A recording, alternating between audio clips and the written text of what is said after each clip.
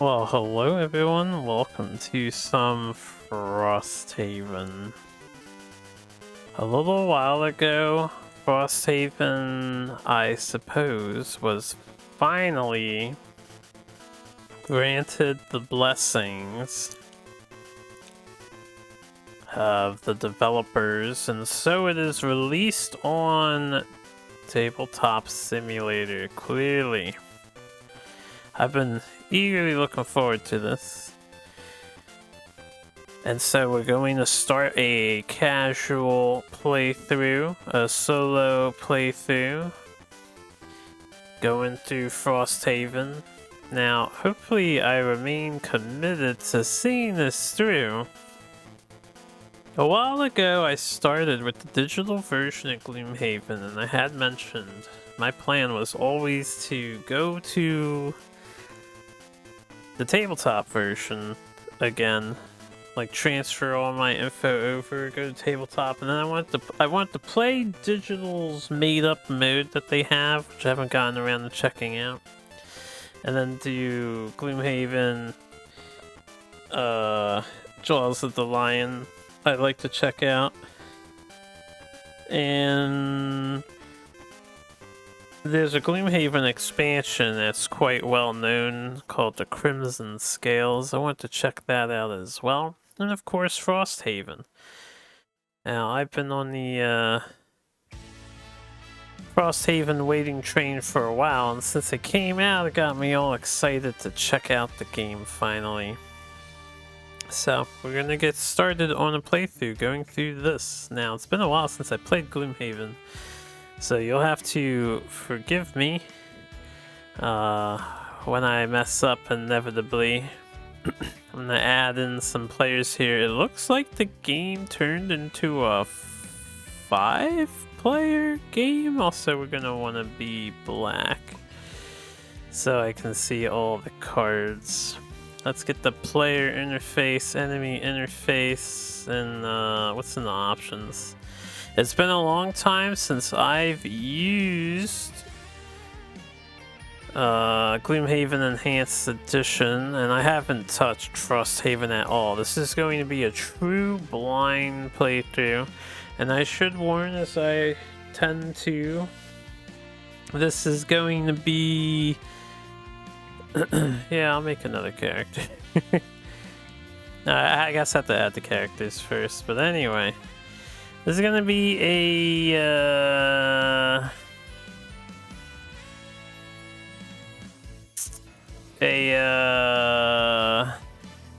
I'm gonna leave this up just to leave that up. Is this gonna be a spoiler heavy playthrough? So, I want to experience the game. We're now allowed to. For those of you who don't have time to experience these Gloomhaven games yourself, hopefully you enjoy the playthrough. Now, we're going to... well, there's so much to think about. We're gonna spend this episode tackling Scenario 0, which is like the turbo tutorial scenario to help me refamiliarize myself with stuff, and we're gonna go over the rule book together real fast because I've like skimmed through it. I've got the monster turn set up here. I do remember how Gloomhaven works generally. Frosthaven does have some changes, which are really nice. But yeah, we'll get over to all that. This should be, what do you call it? Quick reference. I want to leave this as quick reference. But we're gonna go over this, because there's new stuff that I don't know.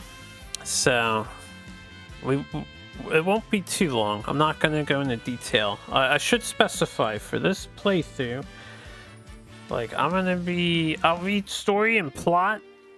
We'll get all that stuff read and whatnot. I won't go rule to rule detail, but I am going to gloss over it all one more time for myself. So, getting started here. Our goal is to keep the outpost of Frosthaven safe from all threats, and their party of mercenaries will do this by going out into the wilderness in various scenarios. And once the scenario is completed, new ones become available. This progresses the campaign narrative. Between scenarios, our party will return to Frosthaven to resolve events, acquire new items and abilities, and interact with buildings. And the heart of the game lies with the characters we can create from the 6 starting character classes, though more will become available as the campaign progresses. And the game can be played with 2 to 4 players, so the 5th player slot I assume is added one for like fan alternative play. But yeah, we're gonna do 4 players. Everyone uses a separate character, and I've not looked at these guys, so this is gonna be a heavy learning curve for me, so you'll have to bear with me. We're gonna randomize the ones we get to for starting 4. That we have Banner Spear, Drifter, Bone Shaper, Deathwalker, Blink Blade, and Geminet. And I'm sure I'll get around to trying them all, because I'm going to try to unlock as much stuff as I can. I'm going to farm in this playthrough, just like I was farming in the digital version. If I find a nice farming spot, we will be farming. We're also going to play on the hardest difficulty, but not hardcore. I was thinking really hard if I want to do hardcore characters. This game has this whole outpost mechanic, and I'm not like I've not learned this entirely yet. I haven't even really looked at these cards yet to avoid spoilers, and it's got this whole tracking sheet which actually comes with the game. I found out the scenario flowchart. You can track what you're doing. So we're gonna start on 0, howling in the snow. Don't think I'll do 1 tonight, but yeah, we're gonna go over this. We're gonna learn it together slowly. This is like alchemy crafting and stuff. There's a lot of cool new stuff here that I'm completely unaware of. And I figured hardcore characters, if my guys die, it might interrupt the outpost phase, because I know you can like defend the outposts and stuff. So I don't want to do anything too jarring, but I do want to play on the hardest difficulty, so I'll probably get my ass beat while learning, and we'll probably end up grinding a bunch. But anyway, so we got our 6 starting guys. We're gonna create a character. I'm gonna pop out 6. Let's grab a dice. Why not? Let me move this over here. Let's get a nice dicer. We're gonna literally roll 4 dice. That's a lot of dice. We're gonna roll 4 of them. I didn't order these. These are the order that they spawned here, and if I look at the chart from the complexity, it's Banner Spear and then Drifter was Club, right? Okay, so they're not even in the order of low complexity to high complexity, but I'm gonna leave this chart here. We're gonna do 1, 2, 3, 4, 5, 6. So good luck, have fun. Any rerolls will be, you know, rerolled. Alright, so we got a 1, a 2, a 4, a 5. So we're gonna get a Banner Spear, a Drifter, a Deathwalker, and a Blink Blade to start. So Banner Spear. Alright, so that does work. Yeah, I haven't used this mod yet. I actually decided I would straight up not make use of the mod in advance, because this is a rare opportunity for me to get a nice blind playthrough going. I'm really excited to check out Frosthaven. A Drifter, And I will look at these cards later because I'm gonna need to. I had been thinking about doing this with Crimson Scales sometime soon. I was actually thinking about Gloomhaven, which is why I looked on the Steam Workshop. I was like, how's the Frosthaven situation? I doubt it's there, but I'll look. And sure enough, it was there. Which I was like, holy cow. And now I wanted to play, so we're gonna start this campaign today. Let me pull that out. Pick up the bag. So we have our first 4 characters. I will name them and stuff soon. Man, things look so different. Is this like adding a cursor bless to your deck? I assume it is. Okay, we have our 4 characters. So, creating a character. We're gonna get the character sheet, so we do need to write a name in the name field, mark that we are level 1, we get 30 gold each. Yeah, and you can only have one of a character class at a time, but they can be picked multiple times over the thing, so let's just do this in order. We have a human banner spear, so let's read their lore first, right?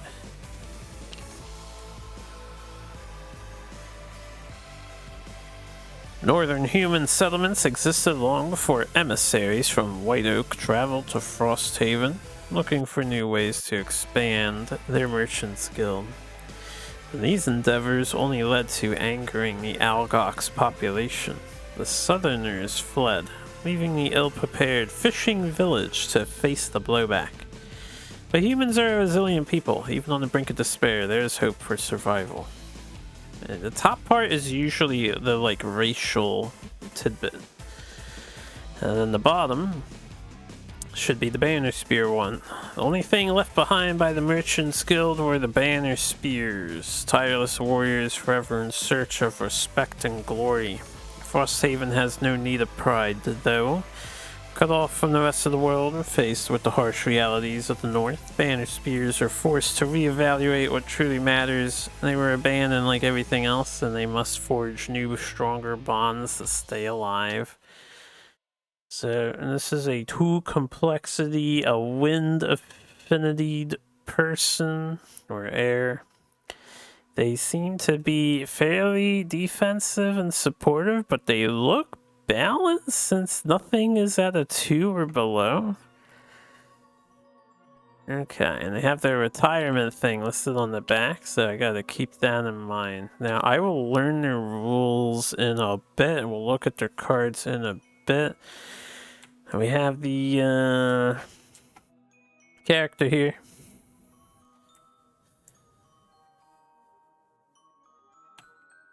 Thank you for allowing this mod, Cephalo Fair Games and Isaac. Oh, I'm so excited to get started. We are level 1. It is pre-marked. We have 30 gold. I feel like it's a KDM mod with these sheets. Resources are tracked separately. Interesting. Notes. There's this new mechanic, Masteries. If you pull off these 2 objectives during any game, you get a free perk for pulling it off. But you have to do it all in the same scenario. Human banner spear. We're gonna, since we're just sticking with the thing to represent them, guess I'll come up with a lady's name here. We'll do a Cynthia for a human banner spear. What else do we need to do? Name them 30 gold. Name and level 1. Yep, easy. Alright, next. Oh yeah, I might lag a bit because, you know, I'm still loading in the assets for the first time. Loading shaders. Alright, Drifter. Enox. The Enox clans of the Great Grove value their strength and self-reliance. But they cannot bury internal quarrels in time to repel the human empire's expansion into their lands. They pay dearly. Some Enochs have retreated deeper into the most defensible areas of the forest. Others venture into other civilizations, employing their great size, woodcraft, and performative traditions in a variety of occupations. In fact, it is common practice among many clans to send their young warriors off into the larger world for years so they can find themselves and discover their passion. Some of them never return, lured away by the city life, or, in rare cases, discovering that their passion is the wilderness itself. These Enochs revel in surviving off the land without allegiance or responsibility. They are the drifters. There's no better place to test their skills than the north. No affinity, he's the one-star complex guy. I feel like I'll get along with the drifter, because he's like the wanderer, right? Wanderer class? So, we'll see. Wow, there's actually a lot to read here. Alright, since he's like the wanderer, I'm gonna name the first one Sharon. And then I'll probably do other wanderer names later for him. Ugh. Taking a sip of my drink. I'm gonna need a lot of drink for this. Alright, 30 bucks. Next, 30 bucks. You are the Death Walker.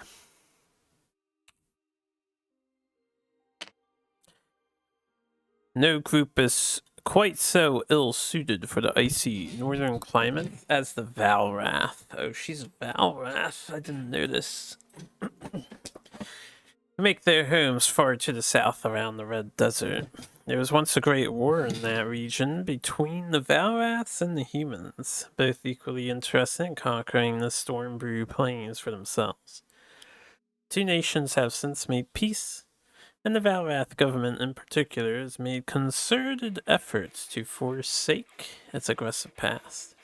In more recent times, they have focused on economic strength over the physical. There's a saying among the Valrath, in order to survive the ice, one must have an icy soul. This is apt for a Deathwalker, a nomad bent on atoning for the Valrath nation's past sins by ensuring the souls of the dead find rest.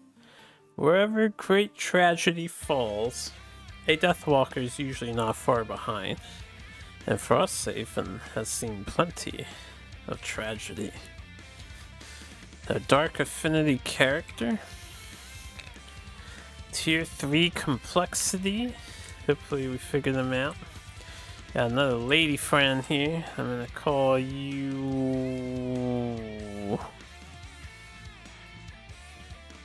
I mean, there's a lady. Well, I know the other guy's theme is Bamfing, so I'm gonna tell you right now, I'm gonna name him Nightcrawler for our first one, and he is 30.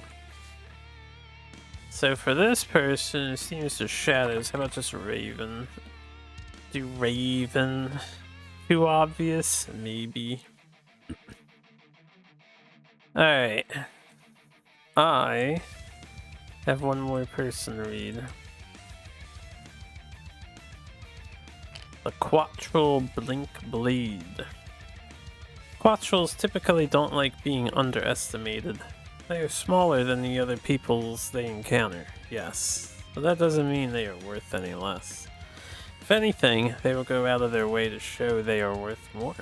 Their scientific institutions on the eastern continent have developed a myriad of technological advancements. Bionics and prosthetics used to enhance their own capabilities. There are even vague records that long ago, the Quattral's scientific research led them to the north to hunt for its secrets, but these facilities have long since fallen to ruin. Fact of the matter is that the cold is not a forgiving climate for one so small. If a Blink Blade were to travel north, it may be because they have nowhere else to go, or because there is some quarry to be found. Blink Blades are assassins, after all. Equipped with experimental temporal drives, they can alter the flow of time, moving faster than the eye can see and striking harder than a creature 10 times their size. Such actions can only be performed in short bursts, however, and there's always a cost to such great power. So we have the highest complexity level character, apparently.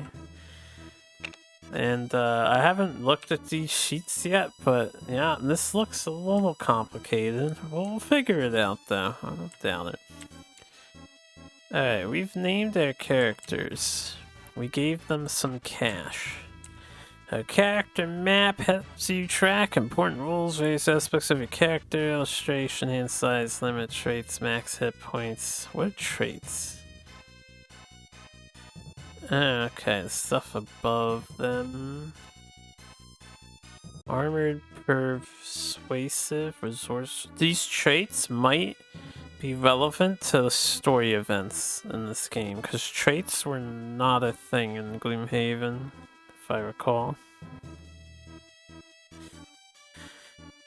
Hey, anyway, character standee, summon standees, character tokens, and initiative order token. Where is their summons? I know the banner spear can summon the banner, right?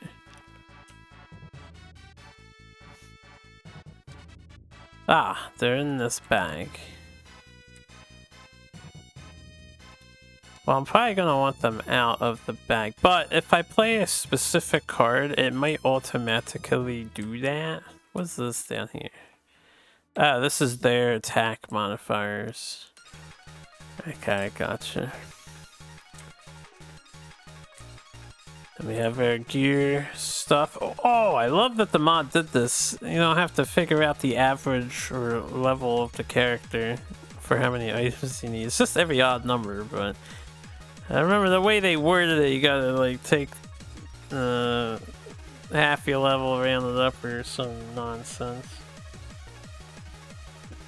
Back in the old game, they could have just said every odd level you gain an item slot.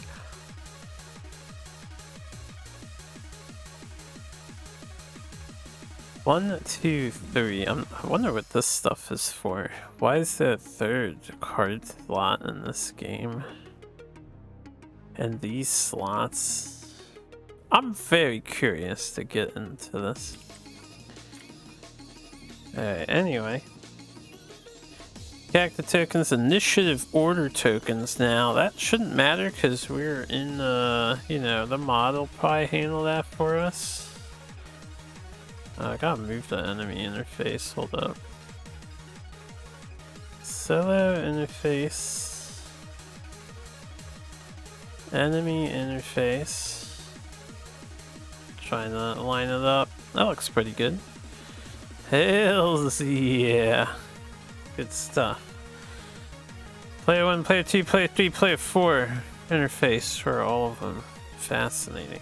We can delete these dices.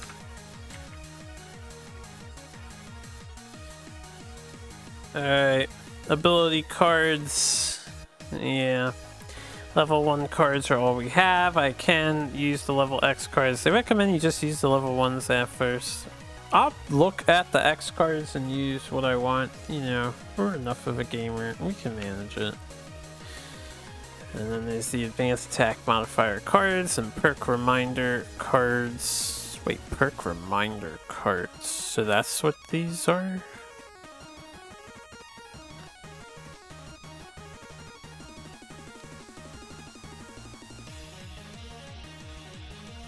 Is that like... Whenever you open the door for movability, add +3. At the end of each of your long rest, grant one ally opens something 3. End of each of your long rest, grant... Okay, so these passives have like names. Oh, and they go on these slots up here. Interesting. But what happens if you have 4 of these? Okay, everybody has 3 maybe. That's cool. They like named passive. There's now passive perks for these characters. Cool. Alright. We'll figure this out. modifier decks they have. I hope the mod should be fine, but I could check to make sure. Can I like hide the things until I need them? Okay, cool. We should have 1 minus 2, 1 plus 2, 5. 1, 2, 3, 4, 5, 5, 3, 4, 5, and then 1, 2, 3, 4, 5, 6, and then one of each crit and null. I trust that the mod has set them correctly. Alright, personal quest. Draw 2 cards from the personal quest deck. Keep one and shuffle the other back to the deck. This card represents a character's reason for coming to Frosthaven. Once you complete the personal quest, you will retire your character and choose a new character. So, before I do this was one of the first things when I was glossing over that did confuse me. As I seem to recall, and I should Google it now again.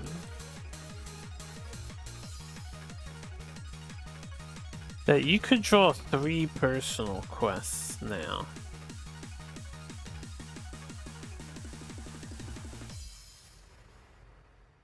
But the book says to draw 2. So maybe they had gone back on that idea. Yeah, it says 2, choose 1. So it might have been an idea that they played with and they never like kept. So we'll just do 2 and then draw 1. Or you know what? I'm confusing it with battle goals. Battle goals might be to draw 3. So anyway, I need a personal quest. Let me just look in here real quick. Want to make sure that, yeah, alright, there's only 10 in here, so not a whole lot. So we'll draw 2 for our first person. I'll do them one at a time and then put the one I don't choose back in. It's a dangerous game. I won't read the lore. But kill 2 Algox guards, 2 lurker claw crushers, and 2 robotic bolt shooters.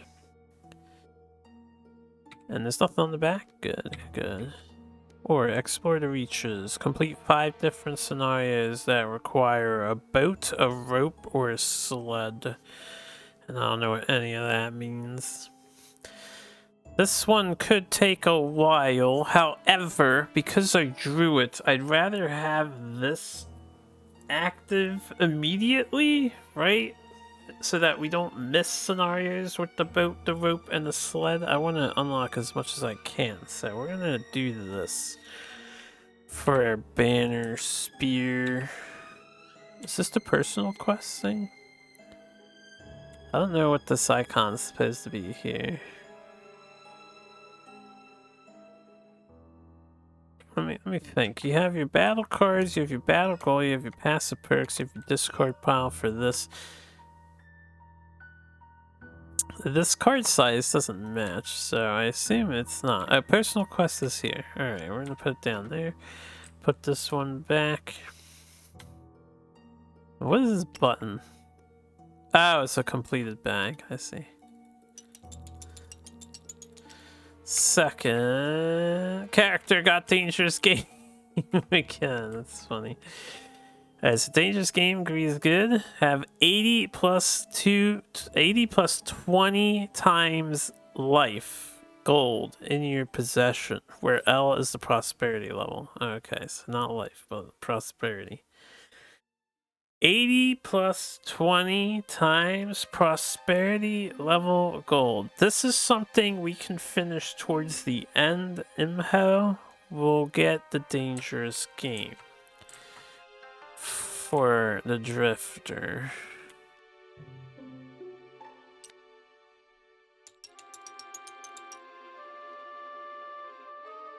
This team building. It's team building and ether, but it's spelled ether.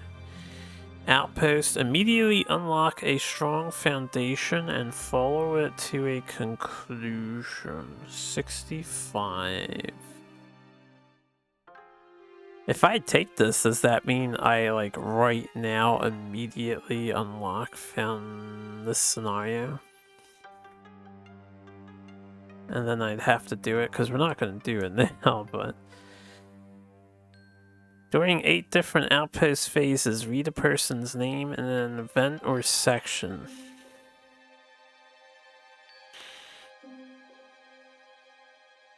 Okay.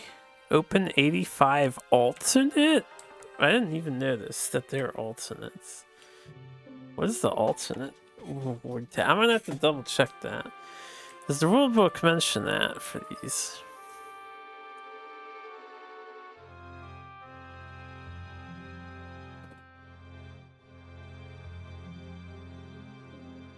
Okay, character dial. We'll look at items later.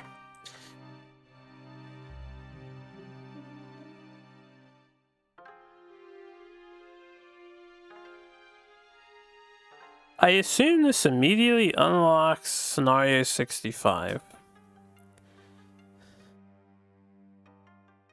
So, there's only 10 things in here. I'll save this one for later, because we're just starting the game. I feel like that might confuse me a bit.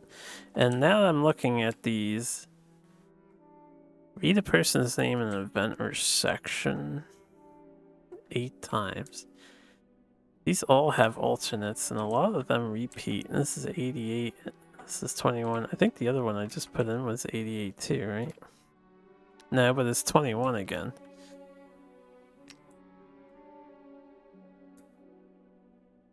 I wonder what the alternates were. I'm gonna have to double check. Alright, last guy.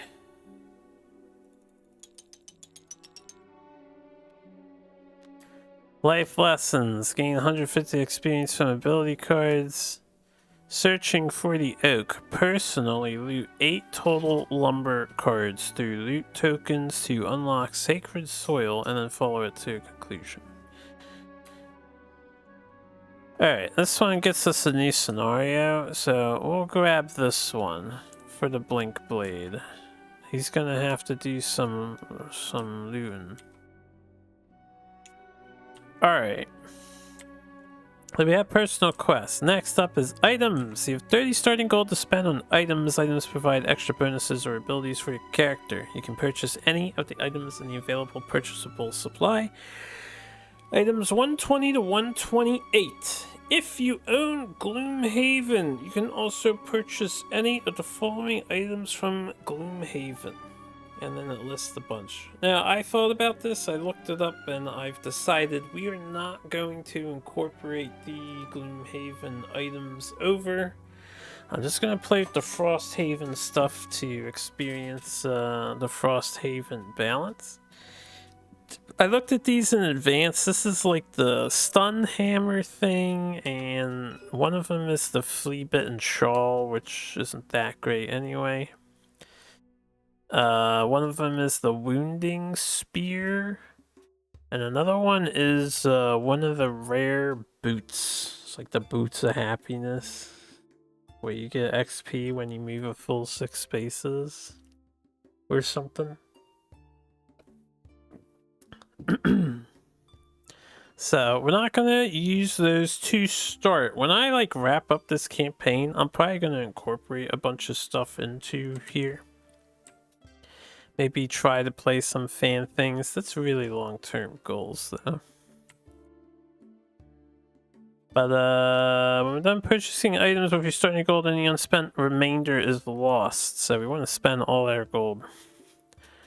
For more on items, see page 35. You're not sure what to purchase. Here's some suggested purchases for starting class. Alright, so 120 to 128 is available. I believe they're in here, because this stuff is available.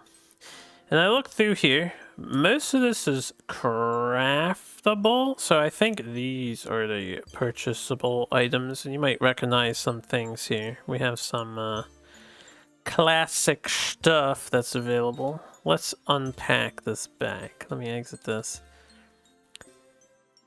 Place these items in the shop area. So I don't think we can.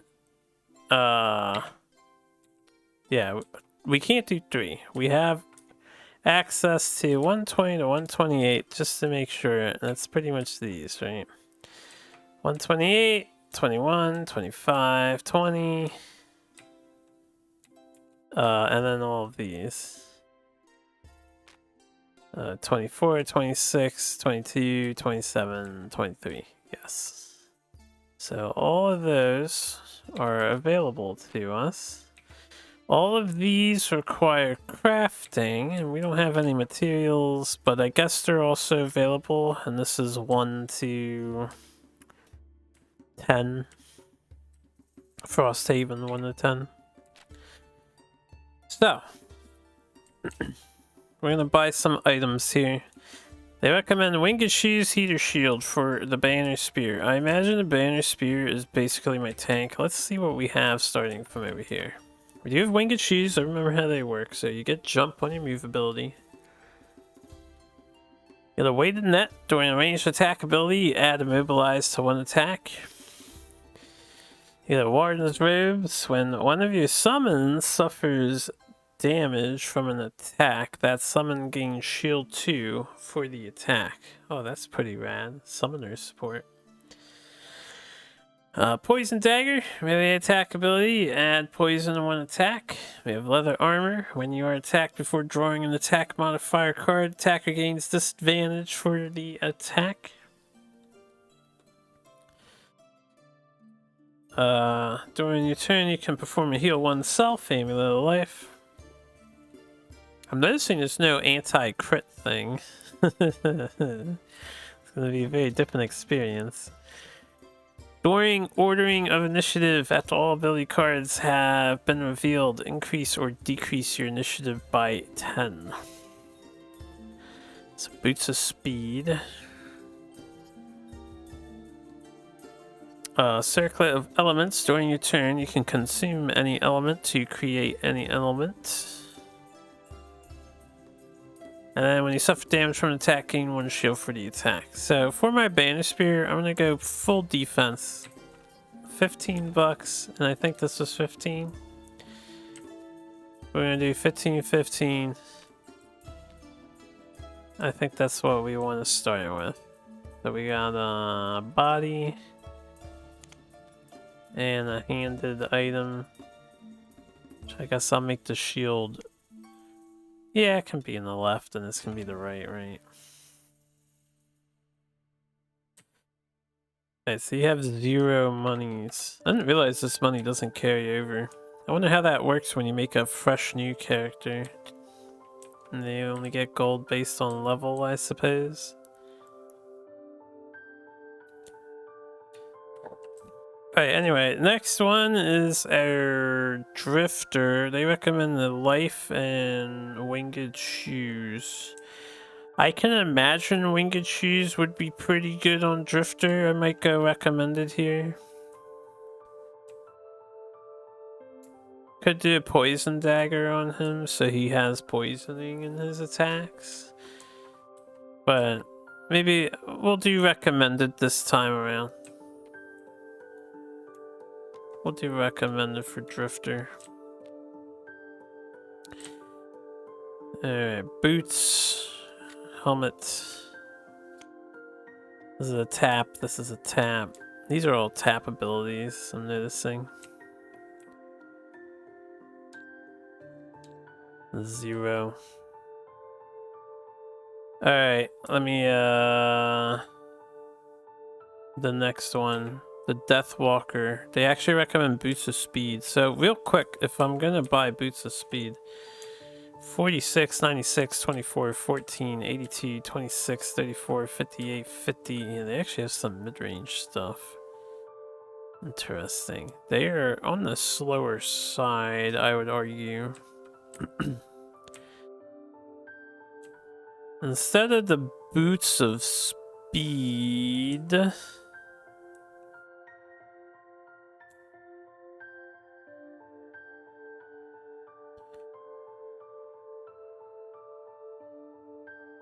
I don't know how... The Shadow person, do they get summons? Summon Shadow Beast. He has 1 HP. This is a recurring summon card too.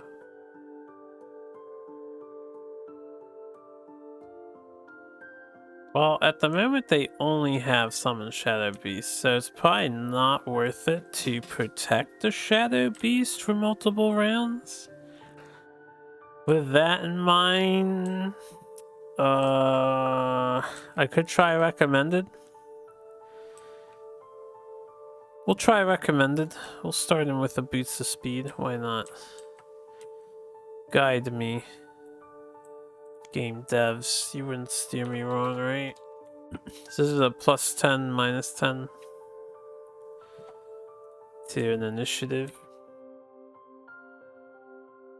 Alright, and then Blink Blade.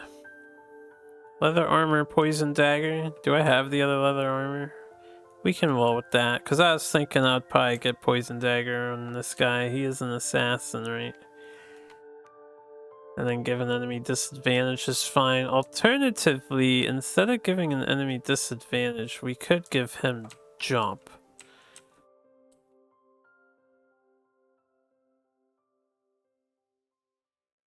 Okay, this guy has some weird looking cards. He's got like some fast thing, slow thing going on. I'm gonna have to thoroughly read his if triple speed is alright, at the start of each round before card selection, even when long resting, you must declare whether you are fast or slow for the round. If fast is declared, remove 1 time token from the left. Fast cannot be declared, there are no time tokens present. If slow is declared, add 1 time token to the left up to a maximum of 2 tokens. Slow can still be declared even if it would not add a time token. Start each scenario with 1 time token at the top of the track to the left, while only up to 2 time tokens can be accumulated on this map from declaring slow. Up to 5 can be accumulated through abilities. Alright, I get it. All the effects and abilities written in the fast and slow sections of your ability cards are mandatory. Your initiative for the round is also dependent on whether fast or slow is declared. I get it. It doesn't seem that complicated. Your next 6 actions while slow. Ignore all slow effects and perform Immobilize. Move. Immobilize range 3 at the end of the action. Is that against an enemy?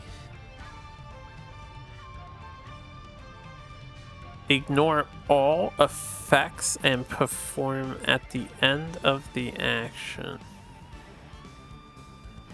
What does ignore all effects imply? Ignore all slow effects. So if you had this out and then you did, I don't know, this. This doesn't have any slow effects. So if you did this, I guess you would ignore Immobilize Muddle to all targets within range 2. And then you would just immobilize a single dude at range 3 at the end of the action. I may need to, like, better understand this guy.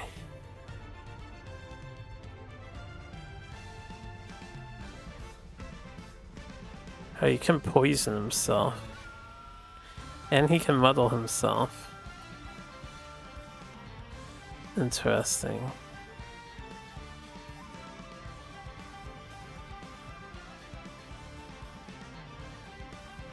Very interesting.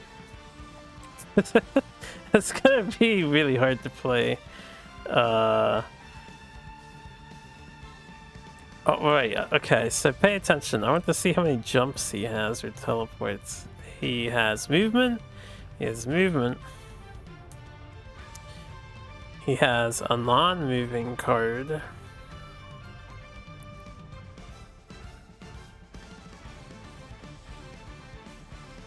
Immobilize range 1.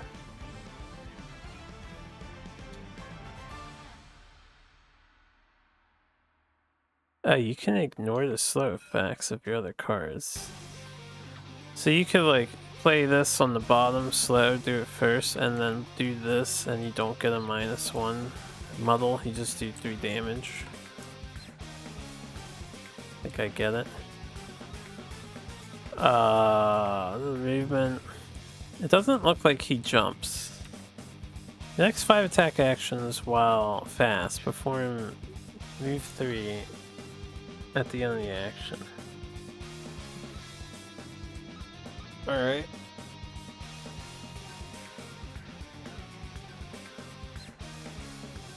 We'll take the boots. And a poison dagger. For now. So 15-15. This is 30, 15-15, and 15-15. Alright, so everyone's at 0 gold. Let's pack up the items. Okay, next, learning the rules. So when your characters are created, it's time to tackle the rules. Yes, yes. Alright, road events, scenario level. I am experienced with the Gloomhaven system.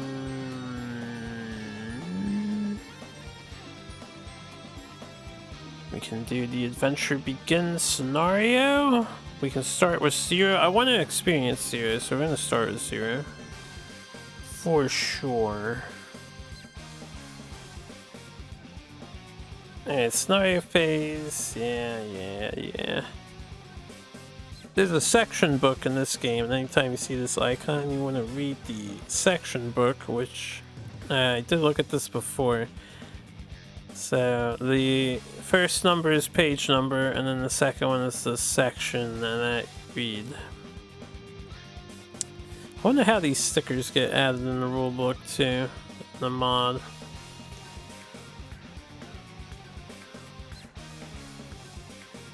Alright. So this is setting up the scenario. This is explaining the scenario page, which I'm sure we'll figure out.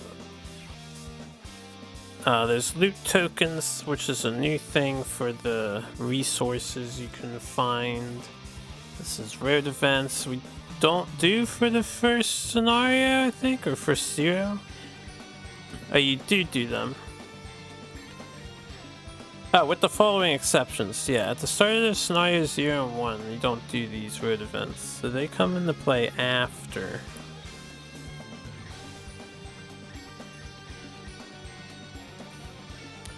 Map tiles on the walls, overlay tiles. This should be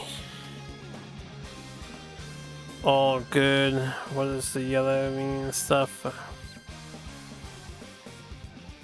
Obstacle objective is yellow or a wall. So that means wall when it has a black border now with the castle. Looking icon, we got doors, we have traps, we have hazardous terrain, difficult terrain, it's icy terrain now.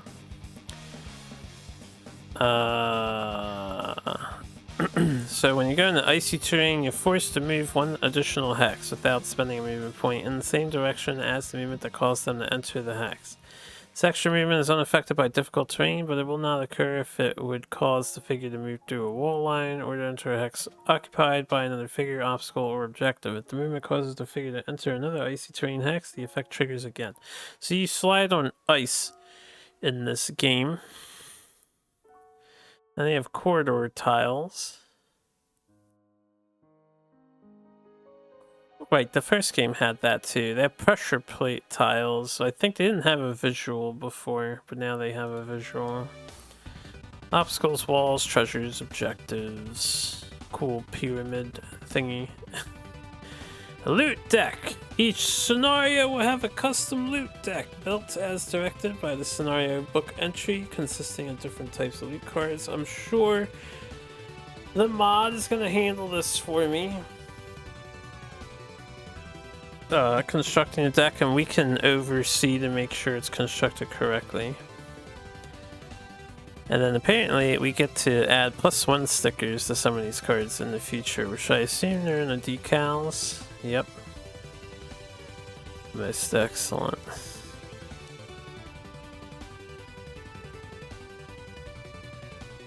Okay. So scenario level. As we grow in power, the scenario level will change and all that good jazz, but we want to ramp up the difficulty for our playthrough.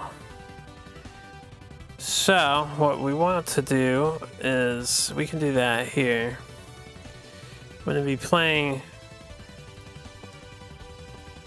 Insane.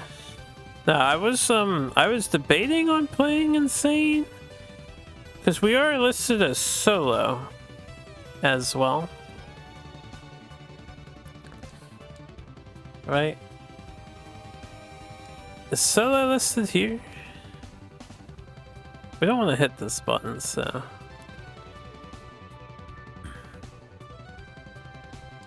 yeah. If you have open information, we already count as a level 2 party.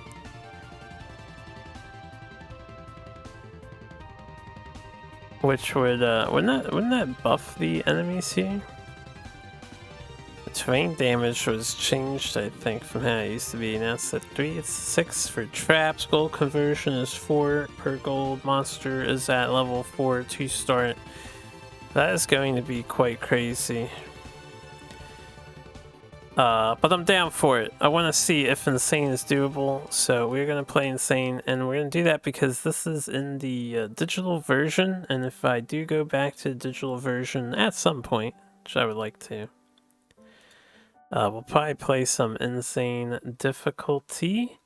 We're not doing hardcore characters, so, you know, dying is not a big deal. I'm kind of curious to see how terribly bad this all is. Now the Insane, I might tone it down because we're playing solo and you're supposed to on solo like raise the level, I think by 1.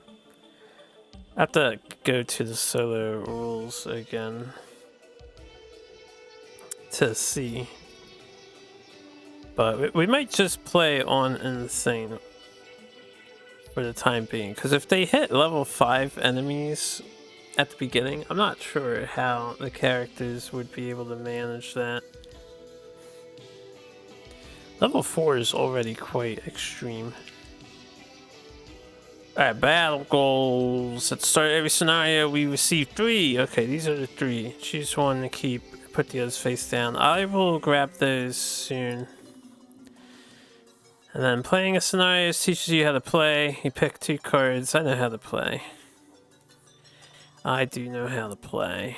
Character monster turns. Line of sight has been cleaned up a bit, I think, in this game. And then we have clarifications on allies, enemies, and self.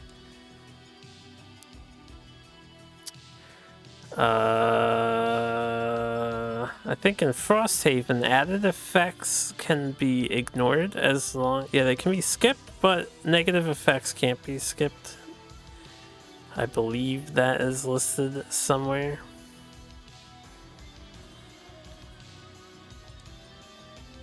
And we have the elements. Elements work the same as far as I remember. I think they just have some clarification text added. And they also have mixed elements now, where you need one of the 2 elements, but doesn't mean both of them. That was like a neat thing. Teleport was in Forbidden Circles or whatever, but now it's in this game as well. Moving, jumping, flying. Jump has the...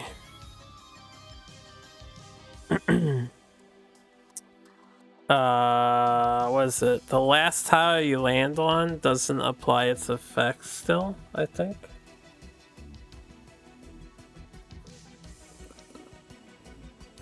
Yeah, they simplified the rules. When you jumped, if you landed on difficult terrain, you had to calculate that in your movement. But now I think you just ignore that when you jump. Alright, then we have attacking, which we'll do plenty of. We have attack effects and the timing of the attack effects as well. They have this all listed out, so we can reference this advantage, disadvantage.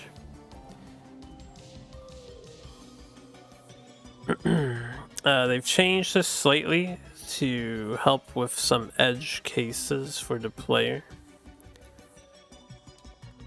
And we have status conditions, which are mostly the same. I think the new thing regenerates here from forbidden circles, or whatever it's called. Ward is new, and then brittle. Ward, you half the next instance of damage. And brittle, you double the next instance of damage. Oh yeah, and you have impair. Impair is new too. Stops you from activating any items. Although if you had bonuses active beforehand, they remain active. I know we're going over a lot here. This is a lot of yappa. In fact, I'm gonna leave this as a yappa and set up episode. This actually went longer than I thought it would. I don't think I'm gonna start scenario 0 right now, because it is quite late for me.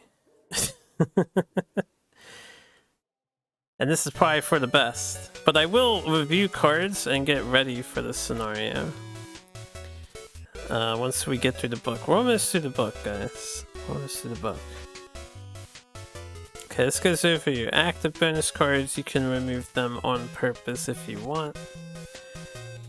Well, if it's a persistent bonus thing. And then forced movement, clarifications, and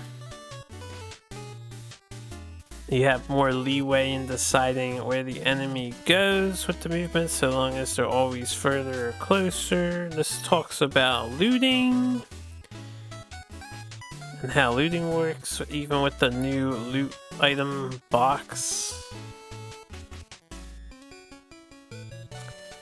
And then commanding figures, stuff, granting, controlling, manipulating, and tiles. This is all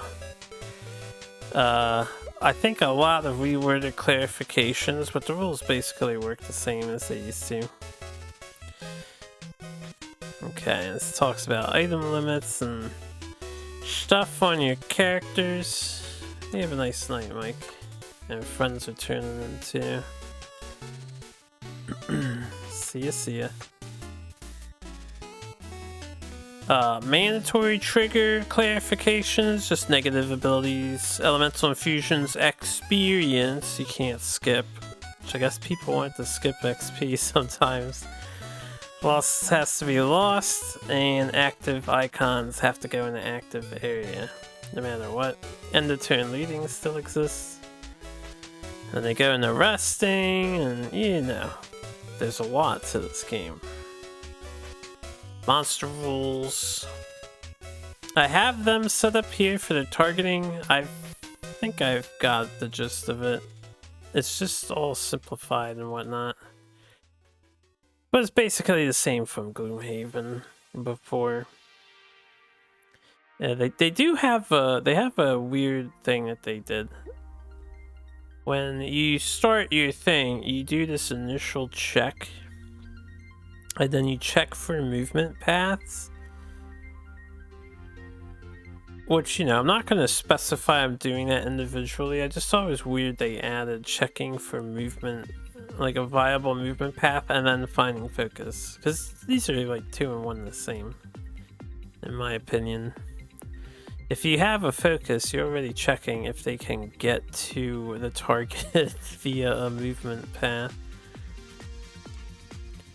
And this is how they work, their abilities and stuff. They're using elements, revealing and spawning monsters, name monsters, bosses, monster damage and death, and kill credit. Hi. And then around stuff, which is all the same for the most part. And there's these common scenario rules that are mentioned here. I don't think there's anything actually new there. And ending a scenario. Losing a scenario. Just the same. It's basically all the same from Gloomhaven. Completing the scenario.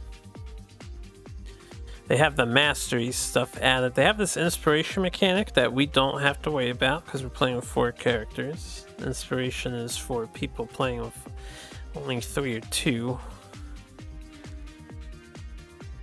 Or 1 if you're doing like a challenge run. Oh.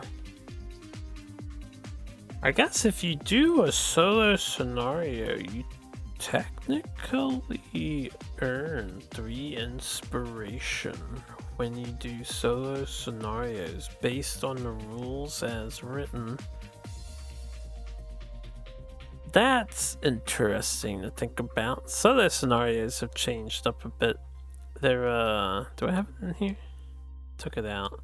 I put it here. They have their thing tweaked a bit. We'll worry about that later, though. We're already worrying about enough rules things. Anyway, the adventure begins. This is what we've been looking for. Scenario 0 and 1 says if you're new to the system, play Scenario 0 now. Even though I'm not new to the system, I just want to experience Scenario 0. So, we're going to play Scenario 0. They are short, low-stakes scenario, minimal rewards, meant to familiarize us with the characters and stuff. Now that I do need. And there's no more blue text in the rulebook forward because all this stuff is Frosthaven only. And it talks about the campaign and building stuff and the whole flowchart thing, which you are supposed to utilize. So anytime we do a scenario, right, we actually want to mark on the, you like use stickers and stuff IRL, but we want to mark on the flowchart what's going on. So we have 0 open to us. And we have 1 open to us, and not much else. This talks about building the building deck.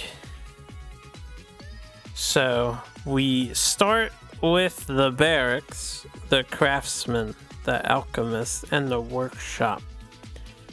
And at the start of the campaign, apply any one-time effects indicated on these cards. So I guess at the start of the campaign, I should do that. So there's no effect. There's no effect here.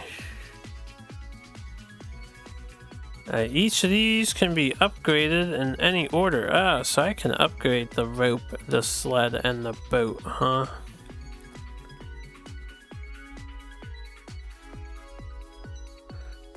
And then collectively train up to 1 soldier for 3 gold and 1 material resource. Capacity is 4. The effect is advantage and -5 attack. I'm not sure what that means for the barracks exactly. Where's my ruler, by the way? There it is. I think you guys can see my cursor. I do have it set up now so you can see my cursor in the tabletop.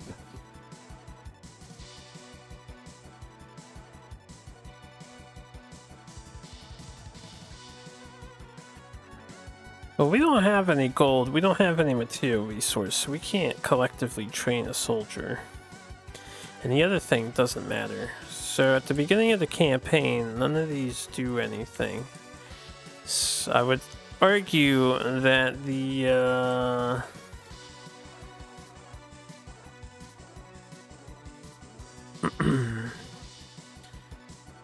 one-time effects. Where are the one-time effects mentioned? Name, level, reference number, normal building, available interaction. C is normal building. H is the wrecked building. That's if it's turned upside down. Wrecked building effect. G, one-time effect. Where's G? Oh, the bottom right. Okay, so Apply any one-time effects on the bottom right of the cart. So this says add 001 and 0010 to the item supply. Alright, so we did do that. That's automatically done for us. This says nothing. This says build any two...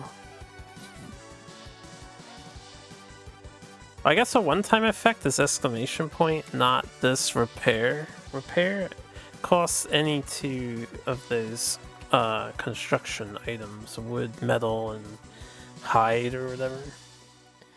This one says +4 soldiers, so we should have 4 soldiers. Level 1.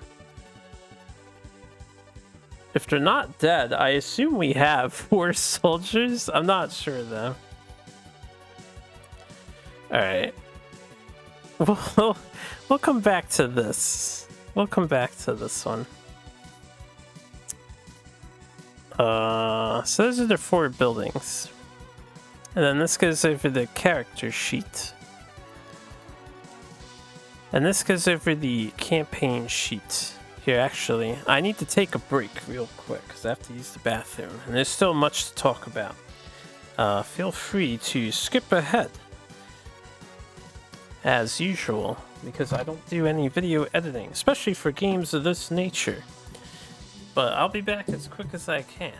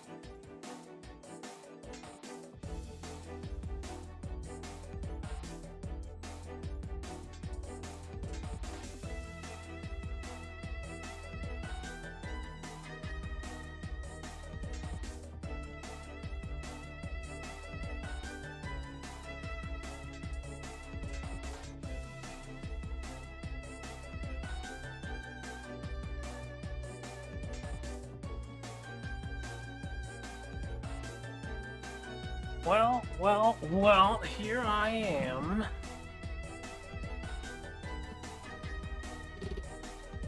My humblest apologies for how long that took. It seems that my stars were bad today, so to speak. Yes, usual health issue coming in out of nowhere, as it tends to do. But can't complain. I could have something worse than needing the toilet for however long that took. Anyway, I feel fine. Generally. It does give me an impetus to finish, but there's still a lot to do that I'd like to cover now so we can get into playing next time. But again, I do apologize for that. I'd love to edit it out. I don't really have a good video editor, and again, for doing these board games and stuff, at least when it's me personally, I think it's always more authentic to just leave it all in and not jump cut around, because funny business is no fun for anyone. Now, last thing we just checked, we had like what, 4 soldiers acquired, and we had items 1 to 10 added to the item supply, which is the crafting items 1 to 10 are added to the supply, and those are already added here at the start of the game, so that's a little out of order, but it's all good. And then we have the campaign sheet overview. So there's a calendar on the campaign sheet that tracks the passage of time measured in weeks. So when we return to Frosthaven after a scenario, we mark the next box on the sheet. Or we might be instructed to mark it at any other time. Apparently it goes up to 4 years, but you can just use a new campaign sheet to continue tracking the passage of time. What they don't specify here is, if we look at the campaign sheet, this is the time. There are events that occur. They don't specify if these events repeat or not. So if we are to go over this time limit, and I might dawdle for a while, I can definitely see myself going over it on purpose. I'm not sure you repeat these events when you hit them a second time over, but we'll find out. We will find out. So we have that. We have a Frosthaven supply. It tracks our resources. Herb resources can be used to craft items, brew potions, and then material resources are paid for building costs. All of them can be used to pay collective costs from scenarios or events, and then at any time characters can send stuff from their supply to Frosthaven, but you can't take out of Frosthaven's supply. And then we have an inspiration value that is marked. Adjust the value accordingly when the party completes the scenario. We gain 4 minus the number of characters, so basically 0. And we can spend any amount of inspiration in place of an equal number of material resources when paying various costs for buildings. Characters can spend 15 inspiration when retiring to complete an additional personal quest as well, apparently. And the only way that we can earn this, I think, is unless it specifies in here that you can't, which I don't believe it does, is solo scenarios, because you would get 3 for doing solo scenarios. So we'll have to keep that in mind. We have a total defense value that marks our current defense. This is mainly referenced when resolving attack events. And we need to adjust the value anytime we are told to. And then there's modifiers from the morale track as well. Soldiers can be spent during an attack event to improve the chances of success on a defense check. See page 61, which we're heading towards. And when the party gains or loses X soldier, mark or erase X circles accordingly. The maximum number of soldiers the party can have is limited by the current level of the barracks. So it says to mark or erase. Then I think we want to mark that we have these, right? So that's what we'll do. We'll mark them to know that we have them. And at the beginning of the game, we get 4. As long as I'm reading that correctly. And I guess each upgrade level gives you 2 extra slots. Which this is not a state card, so we're going to have to find that upgrade card from wherever we find it, honestly. I have no idea. It's on the back of this card. Oh yeah, this is the like wrecked building side. I'll look at wrecked if it actually ends up getting wrecked. Back to the rules. The morale track. Current morale gets marked. Event outcomes have a morale requirement, and Frosthaven's total defense is affected by the modifier. We can lose a morale to perform a repair instead of spending resources, and we can lose 2 morale to perform an extra build or upgrade action, which is interesting to know. Morale track has a minimum value of 0 and a maximum of 20. If the minimum or maximum is ever reached, read the indicated section from the section book. The starting morale is determined at the end of scenario 1, so we don't know what the morale is yet. And we have campaign stickers, which I'm sure are in places. We have prosperity tracker, which marks their prosperity level. Determines the starting level for new characters, maximum level for building upgrades when the party receives the prosperity market, and when you hit the colored boxes, they're like checkpoints, so you can never lose prosperity. Where's prosperity? It's down here. It's like once you hit prosperity 2, you can lose checks here, but you can never go under 2 for the big boxes. And there's a lot more prosperity checks, I feel like. Maybe it's the same. I haven't looked at Gloomhaven in a while, but I feel like there's a lot more prosperity checks in Frosthaven. There's a retirement table. There are town guard perks. We can ignore this for now, which is fine. Town guards, they have a combat deck and they can get perks just like air characters do. And then resources are described. I'm only going to gloss over this, but we have these 3 main types. There are 6 types of herbs. And there's the town guard deck as explained, which are basically identical to our deck, except these use 10s and 20s instead of 1s and 2s. I guess they represent they're like a army. And then we have unlocking new buildings. So new buildings are unlocked through character retirement. Each new building has a corresponding sealed envelope labeled with a 2-digit number. When a building is unlocked, hold on, is this what the second number is for? I wonder if that's what the alternate is for.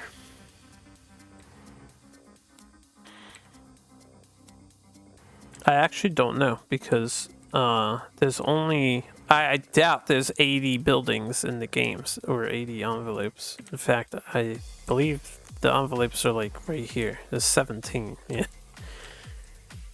So we'll have to find out when we retire a character for the first time how exactly it works, but apparently we get new buildings when characters retire. Oh, right. Let me look at the... it's on the back of the character mat, maybe. Yeah, it's probably whenever I read this dialogue. Because retirement's a little different in this game, I imagine. But anyway, when it's unlocked, you're free to open this envelope and inspect the contents. Shuffle any personal quests, so we're going to get more personal quests added to the deck. And then we'll take the level 0 sticker from the envelope and affix it to the lower half of the map board at the numbered position, matching up the artwork. The unlocked building must still be built before the party can interact with it, so you gotta build the building. It's level 0, you don't get it for free. And they often introduce new rules, add their stickers in the appropriate places, and yeah, all that other good stuff. And then there's new classes that can be unlocked through campaign progression instead of character retirement. It specifies. There's slightly less character classes at the moment, but there could be a secret. You know, we could have a blade swarm hiding in here. There is, and I took it out. This game does have a puzzle book that we're going to get access to at some point. And if we look at the first page, let me move this over a bit, but it straight up tells you to don't turn the page or freely read this until it's been unlocked and stuff, so we're going to wait till we unlock it. Just want to make sure it fits in here nicely next to the campaign board. Okay. But yeah, so maybe there's some secret classes in the mod that I'm unaware of.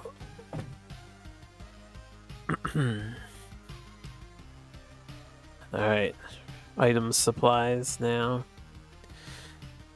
So items that are not in a character's pool are split into two groups: the available supply and the unavailable supply. These two groups are kept separate in the game box with the divider card, and they're split further into subgroups of purchasable items and craftable, depending on whether they have a gold cost or a crafting cost. Items can be added to the available supply in the following ways. You can upgrade buildings, and then you move the listed items from unavailable to available, depending on what they are. But I guess our available supply is basically this. There are 455 locked items. There are 33 random blueprint items. There's this treasure index, and there's this... Oh, this is a Master Loot icon. I have no idea what Master Loot is, because that's new. That's this icon here, though. So maybe it's a cool extra passive effect? That'd be sick. Anyway. Alright, so we can craft and sell items. And we gotta move them when they retire. All their items get returned when you gain blueprints. All of it gets returned. Or all of it gets added to the craftable supply. I guess blueprints are all crafties. And when you brew a potion, you know, you get the potion.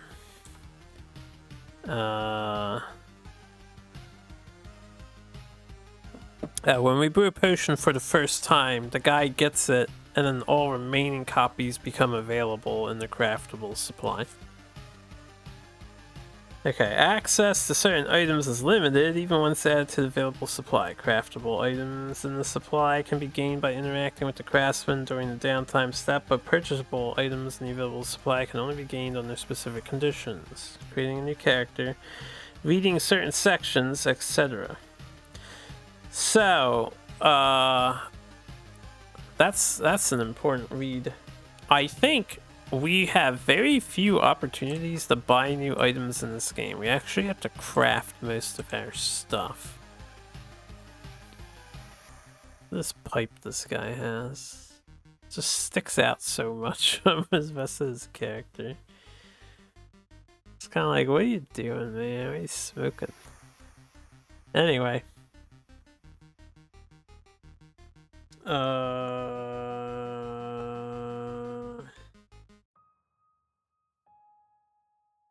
Items are only returned to the unavailable supply when a game effect specifically instructs the party to do so. And then Gloomhaven items, once again, are mentioned. These are the same numbers from earlier. But there are some other items that can be used. as buildings are constructed, apparently. And it says Gloomhaven solo items can only... This is a new rule. Solo items can only be used by the corresponding class that they're designed for. Because certain solo items are overpowered on different characters, as obviously... People found some really powerful strategies, I guess. So solo items can only be used by the character they're made for anymore. But yeah, if you bring over your Gloomhaven guys, you can bring over the items and stuff. We're playing without the Gloomhaven stuff for this first playthrough, at least for now. And then the outpost phase gets explained. This is the new thing to me. So after each scenario phase, we must return to Frosthaven and perform an outpost phase, except in the following situations. That's if we lose and replay the scenario immediately, or if the scenario is linked, which if you remember from Gloomhaven is you can go straight to the scenario without going back. But I think in Gloomhaven Vanilla, if you want to unlock all the stuff, you may as well always go back instead of continuing with a linked scenario. That way you get more road events out of the way and unlock more stuff. Anyway, the outpost phase involves spending time in Frosthaven to resolve events, acquire new items and abilities, and interact with buildings.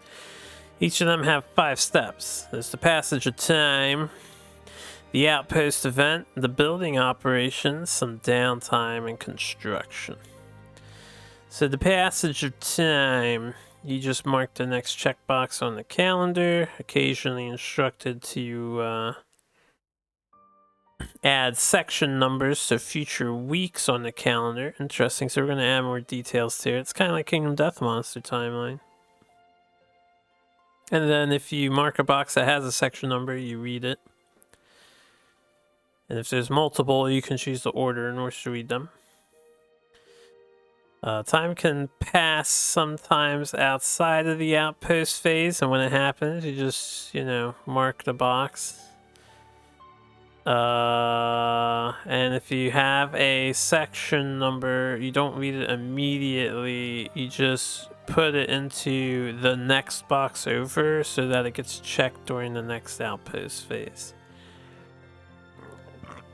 And then every 10 boxes, the season changes, which I don't know what that does yet. Apparently, which deck is used for road and outpost events changes with the passage of time.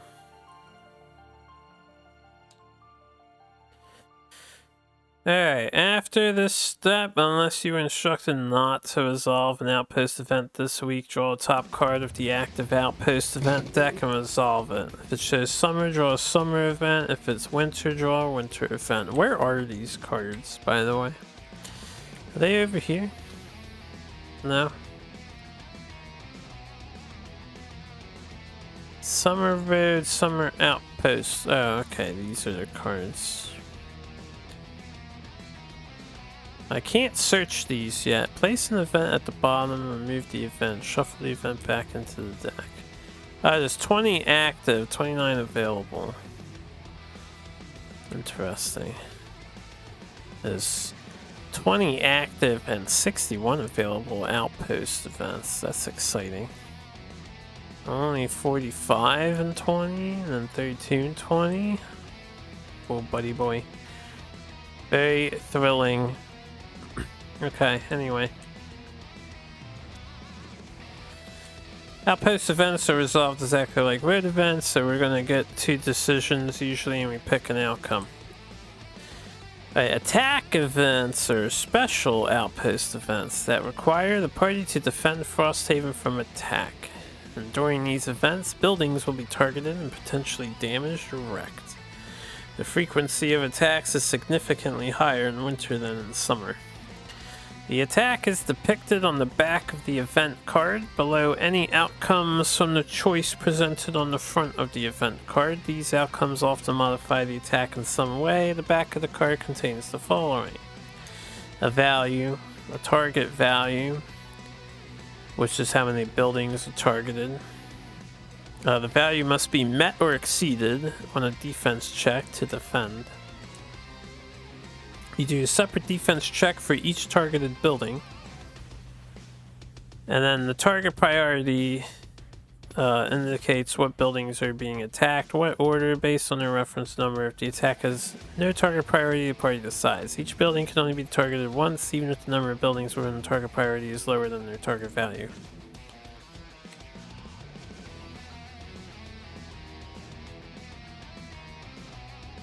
I think that's saying if you had only 2 buildings left and the attack is hitting 4 buildings, then only the 2 buildings are getting attacked.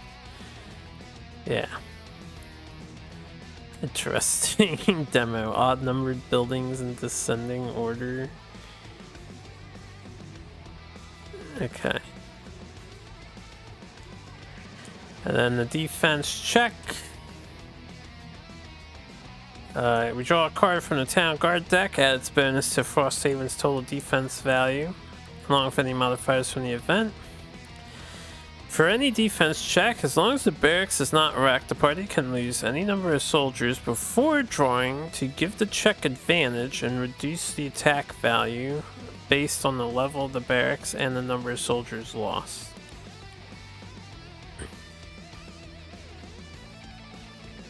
Alright. I'll have to read this example to understand that.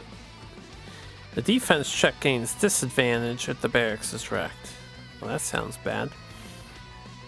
If you meet or exceed the attack value, defense check succeeds, the building is defended.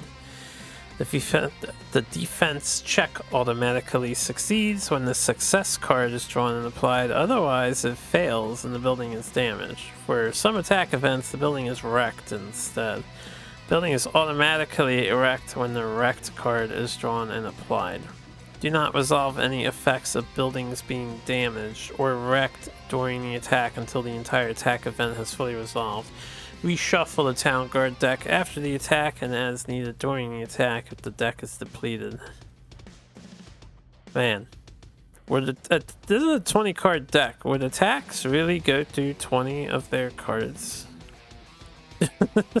Would it really? That's crazy.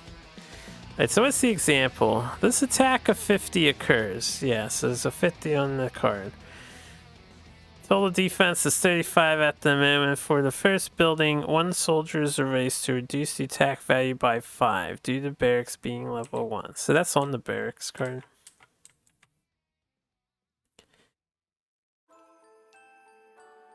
Capacities for effect is advantage and -5. So the effect is probably every soldier you remove gives you advantage and -5 on the value. I think I understand. Okay.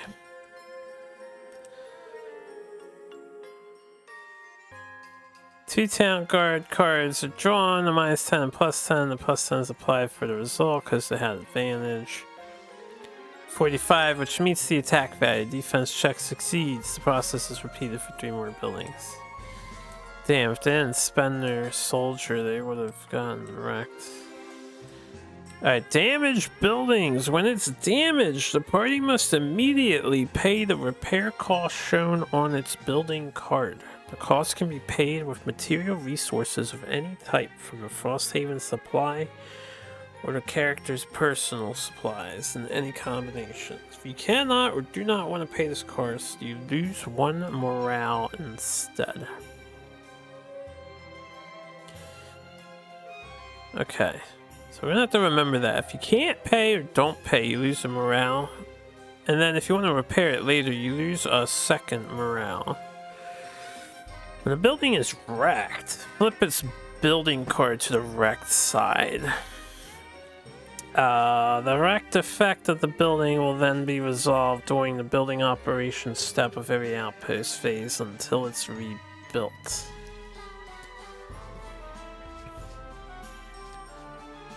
Building operations. After the outpost event step, resolve the effects of all buildings. Go through the building deck in sequential order, 1 card at a time. For each building, resolve any normal or wrecked effect, which appears at the top of the card next to the sun icon. So during step 3 is when we do the sun effect, which for this would be we can pay 3 gold and 1 material to get a soldier back.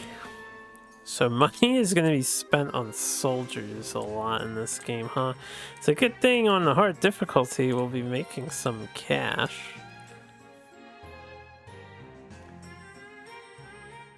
Maybe. We'll see. The hard good difficulty is going to be kicking my ass, though.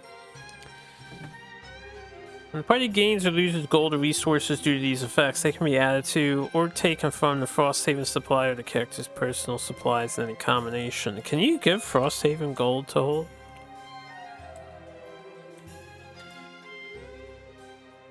We're gonna call the party name... I don't know. I don't have a fancy name for our party. This is gonna be a multi-campaign, like game-wide thing. So I'm just gonna call it Harpu for the party name. Nothing fancy. As I would like to check out Crimson Scales later, and then probably get to Gloomhaven Classic and the expansion at some point, and Jaws of the Lion at some point. And if there's other cool things to check out other cool things too. What was I looking for here? Can we give them gold? I don't see gold on this list, so no, we can't. Gold has to come from our pockets.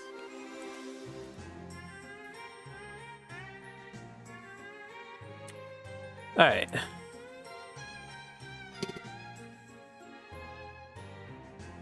If a loss can't be resolved fully, the party loses as much as possible, but there's no other penalty. However, some buildings have optional effects with benefits that can only be gained if the associated costs is paid fully, i.e. hiring a guy at the barracks.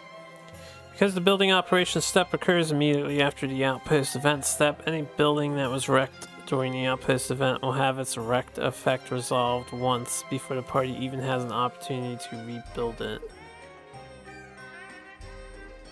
Okay, that sounds fair. Alright, so downtime. After this third step, characters can now do downtime activities in any order they like, which they have to interact with buildings in order to do them. They can level up, they can retire, we can make a new one, we can craft, we can brew, we can sell. Can't buy though. Alright, so leveling up is the same as before. You can level up to the prosperity level.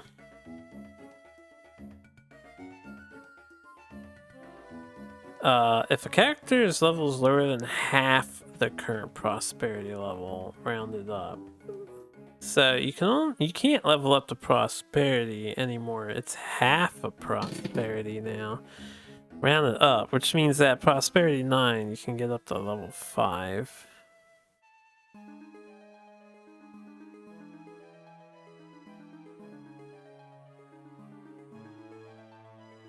Okay. That's fine. That's a change from Gloomhaven Classic, I think. If we go back to play the other games, I intend on sticking with Frosthaven rules, since they're the most current rule set. By the way, play as much Frosthaven rules as we can. Alright, leveling up done during the outpost phase. Can't level up during a scenario or even between scenarios if you do not return to Frosthaven. See, this is more incentive to go back, but depending on how this calendar thing works, I don't know. Linked scenarios, you can't level up during linked scenarios.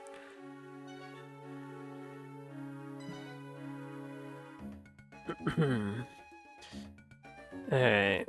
Yeah, you get to choose one of 2 new ability cards.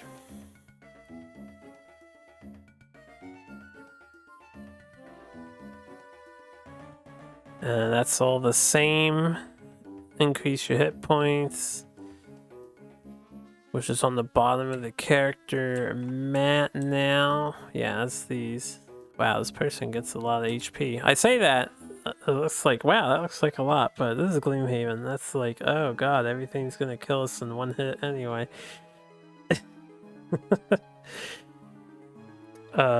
Gain a perk mark for leveling up. Yeah. And then perks are specified here, which we know how perks work.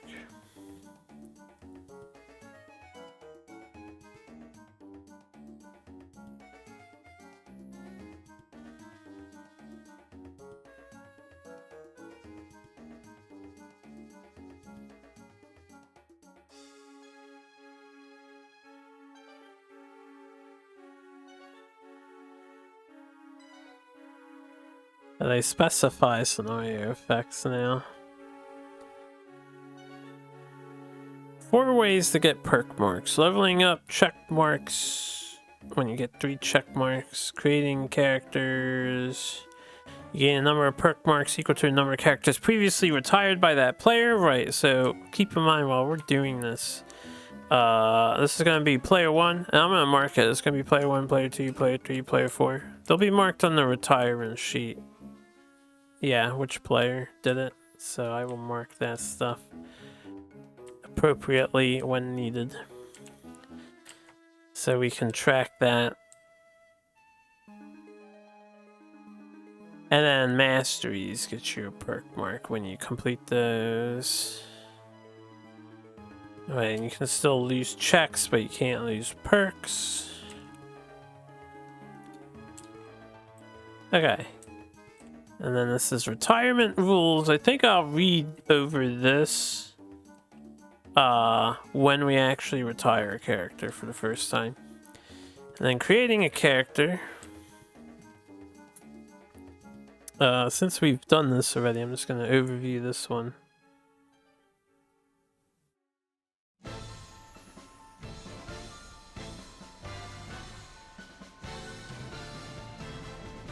Creating a character, choose a class without an active character.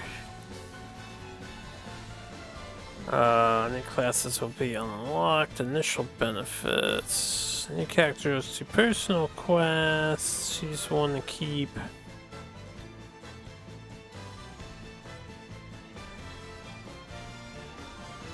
Alright, if there are no personal quests, you can make a character, but they can't ever retire. New character starts with 10 times player plus 20 gold. Oh, prosperity. I was about to say. I should have a lot more gold, right? Just shot with. Now, 10 times 1 is 10, plus 20 is 30. Must be spent immediately and then is lost. The remainder is always lost. And you get perks equal to the amount of retired characters.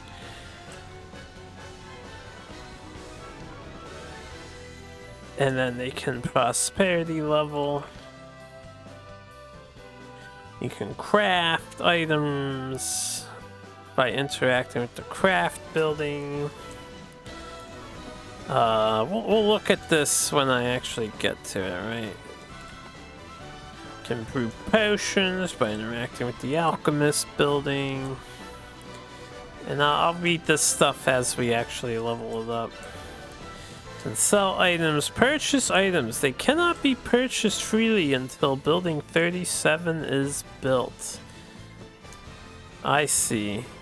So it's tied to a building. Gotcha. And then the 5th step. After downtime, we may build our own buildings or upgrade a building. Build or upgrade one building by default, and we may lose 2 morale to build or upgrade a second building. They have a prosperity requirement.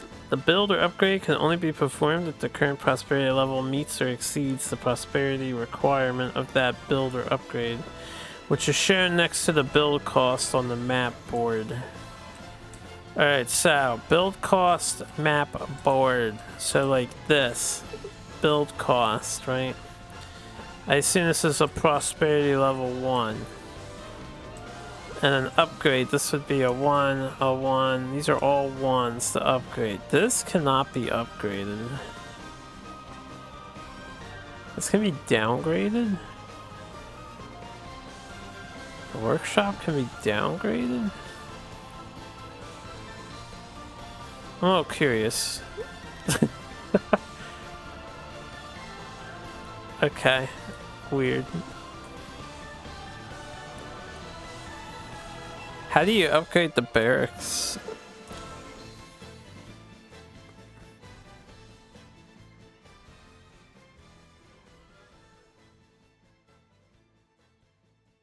I guess we'll have to wait to find out how to upgrade the barracks, and there's a bunch of walls you can build. Okay. So yeah, building.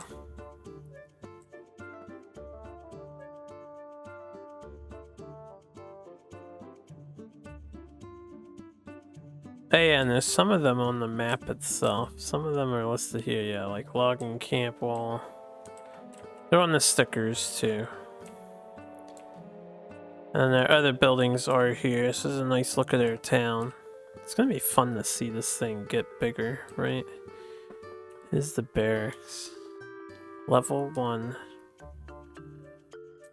Where's scenario 0? Because this is scenario 1, a town in flames.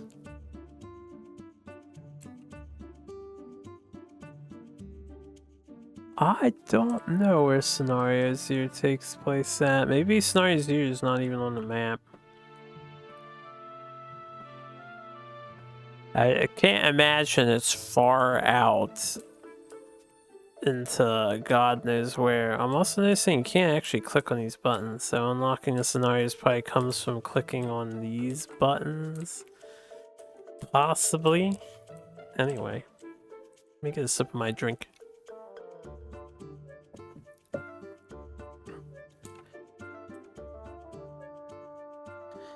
Alright, when the cost is paid, you cover it with the matching level 1 sticker, insert the matching level 1 card into the building deck in sequential order. The party then gains the prosperity bonus and applies any other one-time effects indicated on the building card. During the next outpost phase, the building's normal effect will resolve and its interactions will be available unless it gets wrecked. You gain a prosperity bonus? Wait. What's the prosperity bonus? Let me look at some of these. What is this? Oh, it's 10 gold, I think. I guess the prosperity bonus is... No, I don't know what the prosperity bonus is.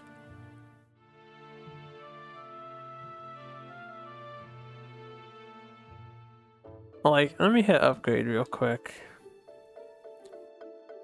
I can right click the downgrades, that's good. Oh, +1 prosperity. Okay, I was just curious where that was. Make sure I understand. We're level 1 again, right?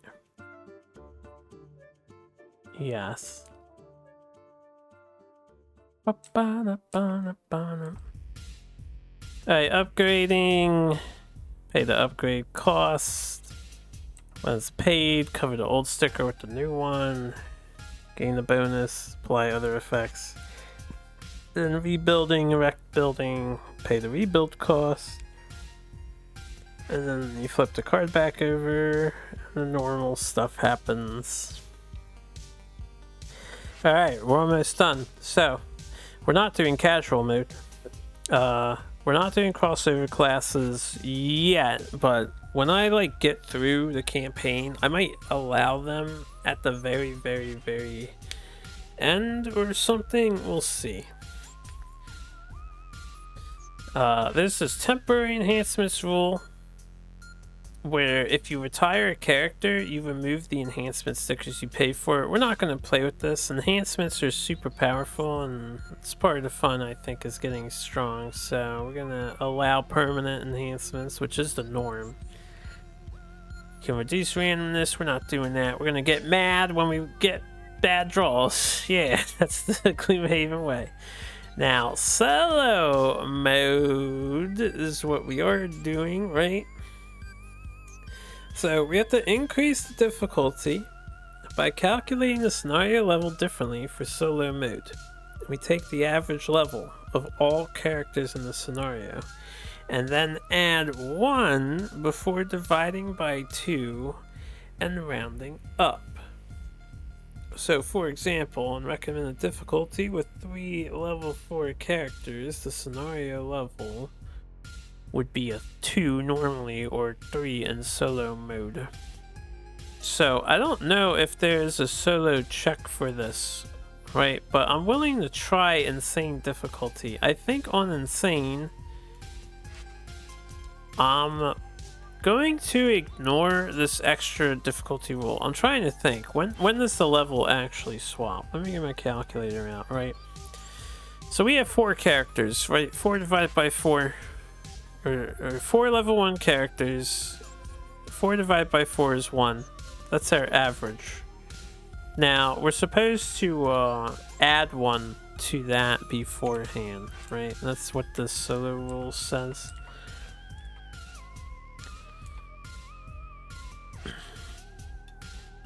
So we need the average, which is 1. And then we add a +1, which is 2. And then we divide it by 2. 2 divided by 2 is back to 1. And then we round up, which is just 1.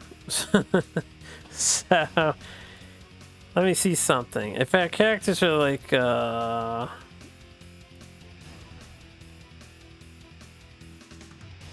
all 2s, if we were 8, that was 2. That would be +1 is 3 divided by 2 would be 1.5, and then that increases it to a level 2 scenario rating.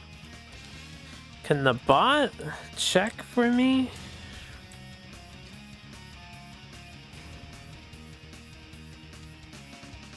I think I can, but I have to hit buttons, right? So if you're level 2 and you're level 2, it's still an average party level of 1.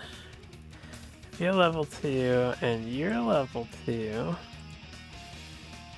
it still says the average party level is 1. Now, if you're level 3,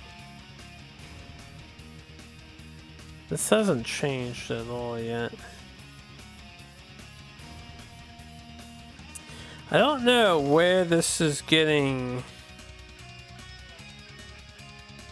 Oh, I see. I had to click this button to update it. Now we're at 2.25, so that does make it go up. It just wasn't updating. Alright, so if I reduce you from 3, you're back to 2. I guess I have to hit this button that's not updating live currently. And they're still working on this mod and stuff. I'm sure they'll address that.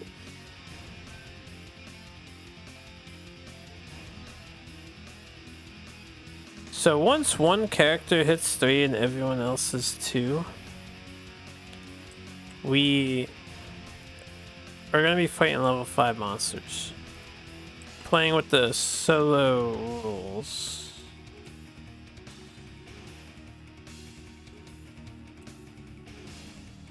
Now, I think playing with the solo rules, we would be fighting...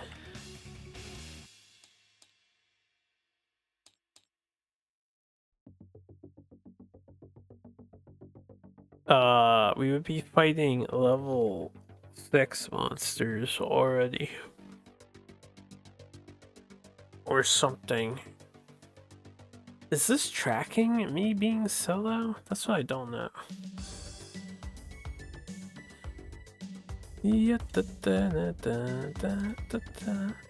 So what I could do is leave open information on, because open information is basically solo play.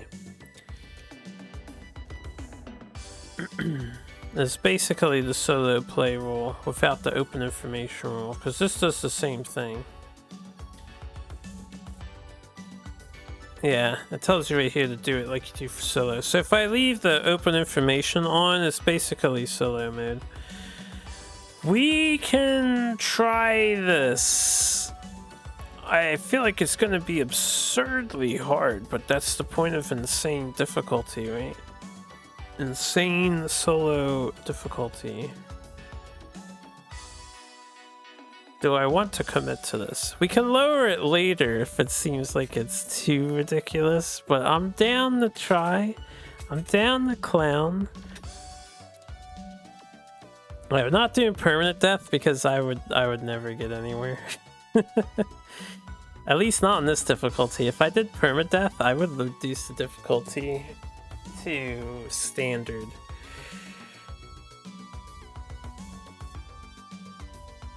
Should I do standard permanent death? That might be more fun. I wasn't going to, but now that I've gone through the outpost stuff, I don't think permanent death is actually going to be problematic on affecting the outpost phase.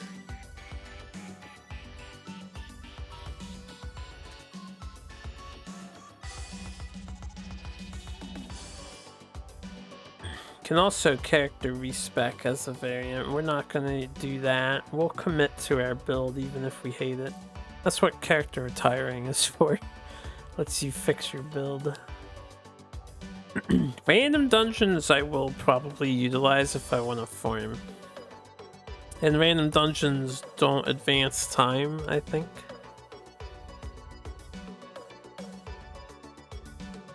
And then they work the same way as they did in Gloomhaven, so I'm not going to go over that.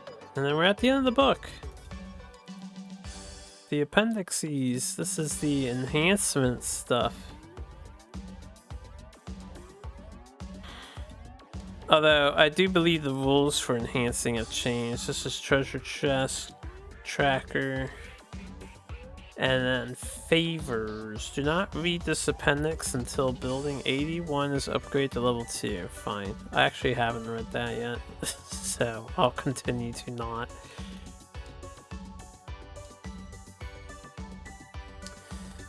Alright, anyway. We're ready to play. Kinda, not really. I'll leave that there for now. What we're gonna do for the rest of this, like I said, I'm not starting scenario 0 now because this has been 2 hours of me jibber jabbering. I'm not sure what I want to do with the difficulty now. I love the prospect of doing hardcore in Gloomhaven, so there's some extra stakes. I'm not gonna do hardcore. Let's see. Let's do an insane difficulty playthrough. Because you can do insane on the digital version too, so I can just do insane on that. So that's what we'll do. We'll do insane. We'll see how I like it. For the rest of this video, what we're going to do is set up our characters and learn how they work. I'm going to sleep on them, and then I'll need a refresher tomorrow, probably, if I record tomorrow, but we'll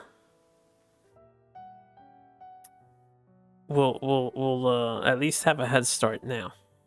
So I'm gonna go through the cards. We're gonna go through our characters' rules first. So we'll start with Bannerspear.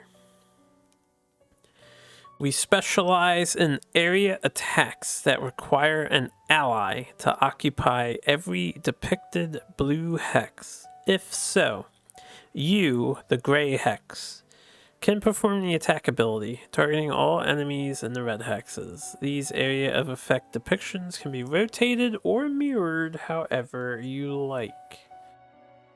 Yes. Okay, so they can be mirrored. You can switch the ally and you position. That's what they mean by mirrored. Alright, banner summons do not have base move or attack stats, but they provide powerful bonuses to you and your allies when nearby. They can still move when granted move abilities. So she summons banners. And then the reinforcement summon on at all costs is a powerful tool to help set up your attacks or mitigate incoming damage. Whenever the reinforcement dies, or whenever you choose to do so, remove it from the map and place its card in your discard pile where it can be recovered and played again. So Banner Spear is a 10-card character. And is apparently a summoner and a commanding figures as well. Alright, so 10-card character. I'm gonna pull these cards out and look at them a little more spaciously one at a time here. So this is a level 1. This is an X. These 3 are X's here. So we're gonna put these to the side. And there should be 10 of these. So at all costs, we heal 3 all allies. Suffer damage 1 for each ally whose hit point value increased with the heal ability. So you're healing your allies for 3, but you're taking 1, 2, or 3 damage. Then you gain an experience point. Or you can do a bottom summon action. Summon a reinforcement. 1 HP, 2 move, no attack. Dude. With the pipe. You control the movements of the summon. Now, I'll pull out the summon bag later. I'm still curious if in-game, if I put this card on here and I like do this, will the summon show up? Or what, you know?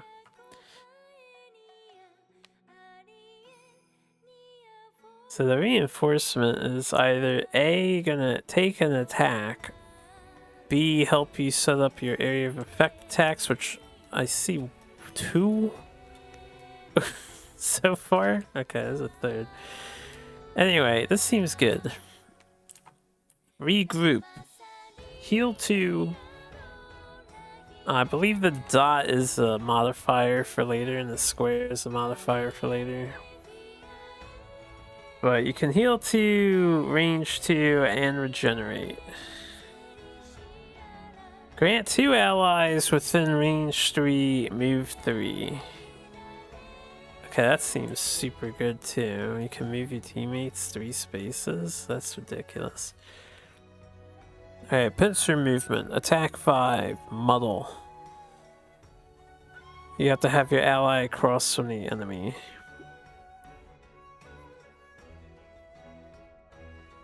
It's a good attack. Move 1, loot 1. It's the loot card. And we probably want it.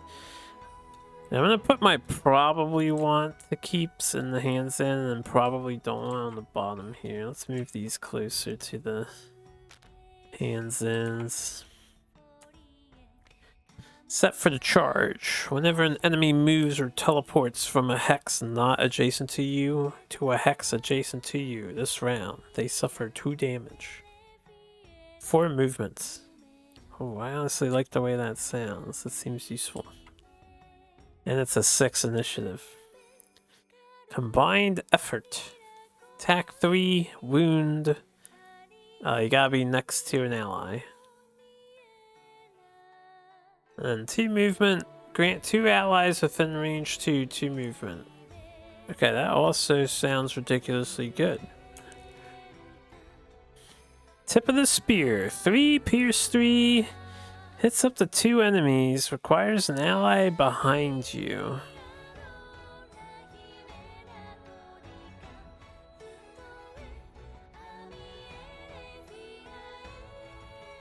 Move 4. It's probably worth, because it's a piercing effect. Deflecting maneuver. 2 damage. Consume air for 3 damage and advantage and XP. All attacks targeting you this round gain disadvantage. And then shield 2. The shield only applies to ranged attacks. Okay. Javelin. 3 damage, range 3, generate air. And then move 1, pull 2 at range 3.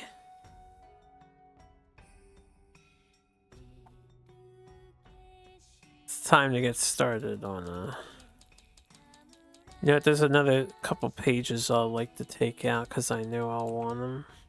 Yeah, status effect pages, just until I get used to them. Let's copy this. Put you here.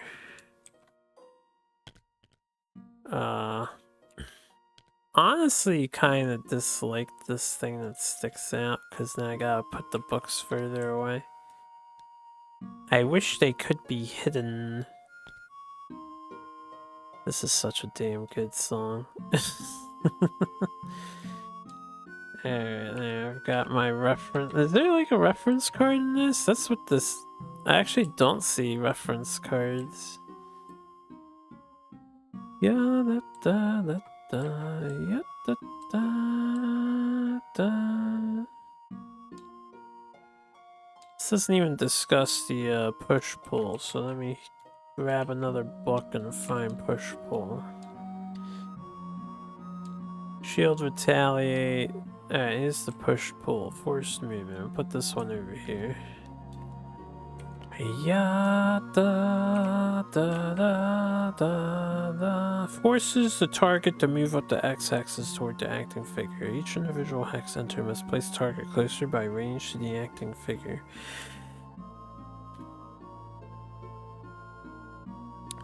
Forced movement is any negative ability that allows a figure to control another figure's movement or to teleport another figure. Forced movement must follow all normal movement rules. For a target, for example, if a flying creature is forced to move, flying still applies. My question is... it's treated as a negative ability. Can you pull an ally? That's my question. Can I move one, pull to an ally, or can you only pull an enemy towards you?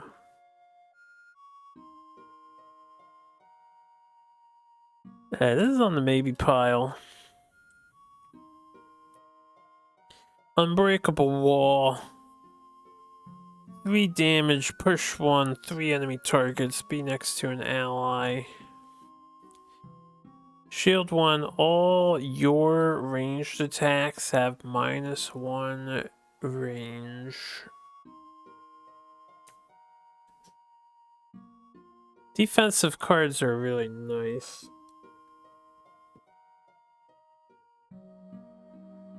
If she's gonna be my tank, I'm probably interested in having anything with shield.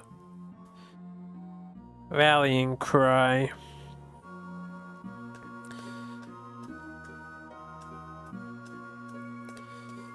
So your ally has to be like up to above you from the enemy. And since you can mirror this, I imagine the ally could like stand over on that side and this still works.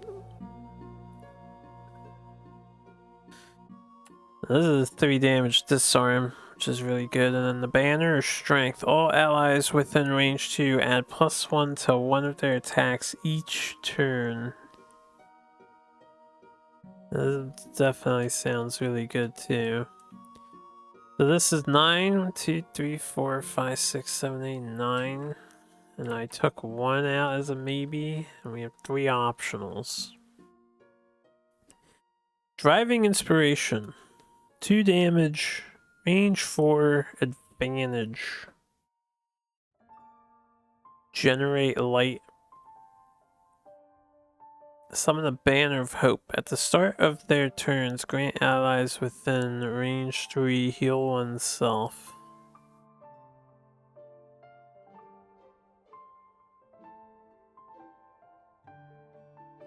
The range 4 light generating attack.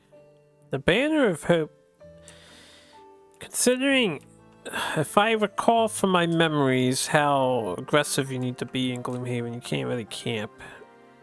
I don't know if this one's as good, just having a regen. It definitely helps to eliminate poison and wound, though. And since we're on high difficulty, this might be good. Even for a one-time poison and wound removal on all allies at range 3. So I may want this. So that's 10. 1 damage, range 3. If the target suffers damage from this attack, the target and all enemies adjacent to the target gain wound. This isn't a one-time thing? Summon Torchbearer. 5 HP, 2 move, 1 attack, wounding, summon.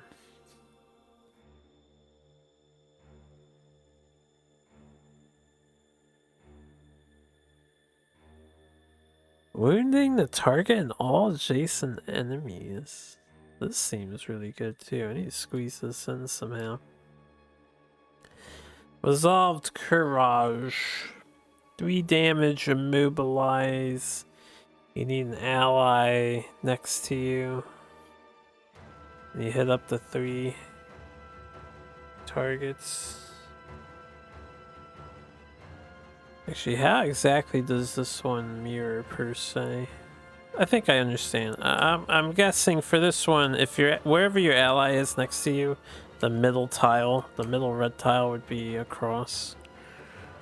And you just adjust targets accordingly. Add +1 attack to the next attack ability performed by you or an adjacent ally this turn. A 10 initiative card.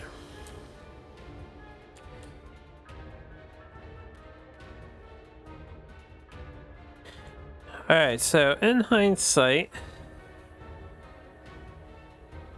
the fact that this reinforcement guy is multi-resummonable is pretty rad. Though it is true that he doesn't.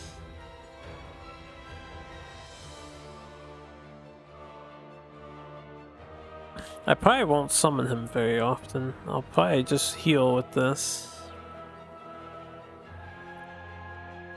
Heal 2, range 2 regen is nice, and moving allies is nice.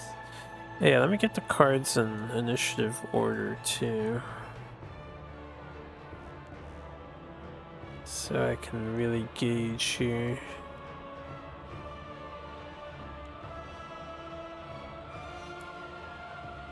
$69, good number.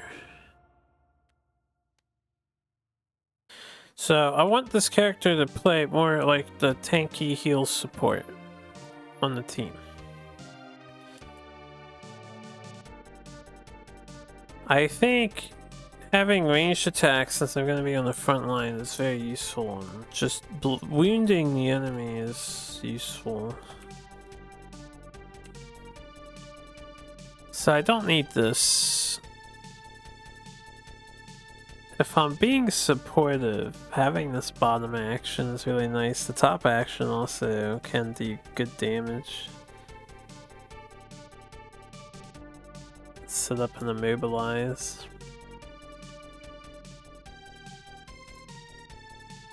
These are also some very fast cards. Banner of Hope.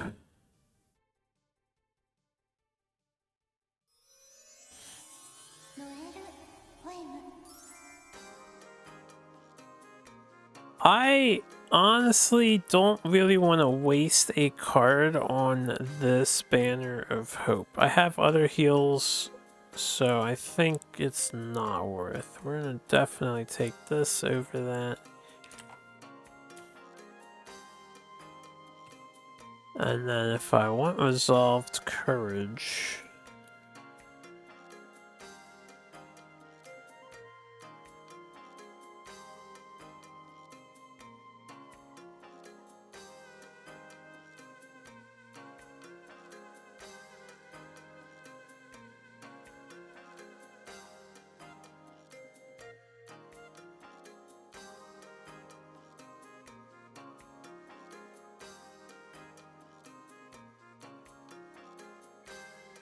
Pincer movement might be easier to do than I realize. And rallying cries at this arm, which is so useful to have.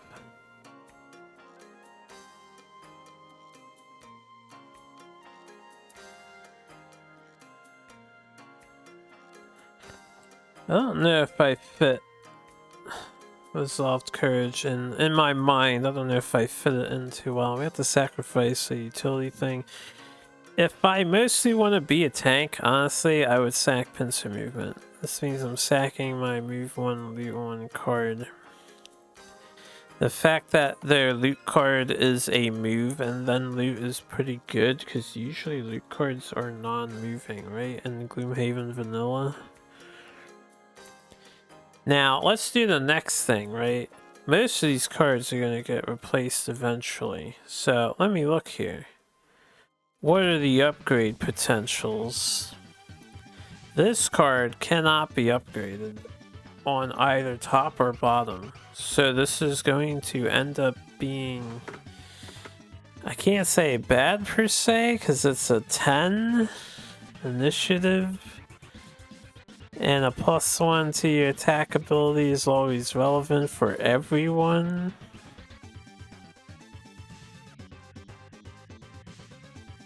No, this is only 1 + 1, right? This only happens to the next attack ability.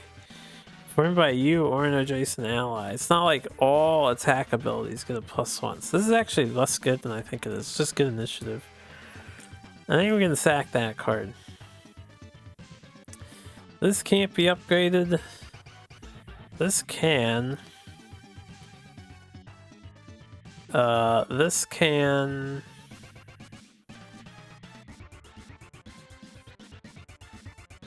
This can.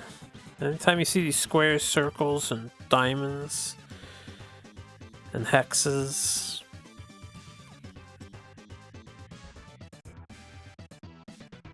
This can, but not by much. This can, but not by much. Yeah, and if I'm gonna have the banner strength for late game power boost, I think we'll roll with this. Alright, so that's the banner. Spear. They don't seem too complicated. They actually seem pretty simple. Now we have this guy. You have many persistent bonuses with use slots, which will greatly enhance your capabilities whenever a bonus is triggered. Example given. Each individual attack or movement. Advance your character token 1 slot to keep those bonuses active for longer. Oh, to keep them active for longer, use abilities that move your token backwards. There is a vanilla dude that did this, I think. You also have abilities that allow you to add effects by moving a character token on any one of your persistent bonuses forward. You only gain experience when you move the token forward, not backward. All effects that move your tokens forward or backward only affect use slots on ability cards, not items. Okay, so he gets persistent bonuses and then he can keep them longer. So, I didn't look at your card number. You're a 12 card boy. Alright,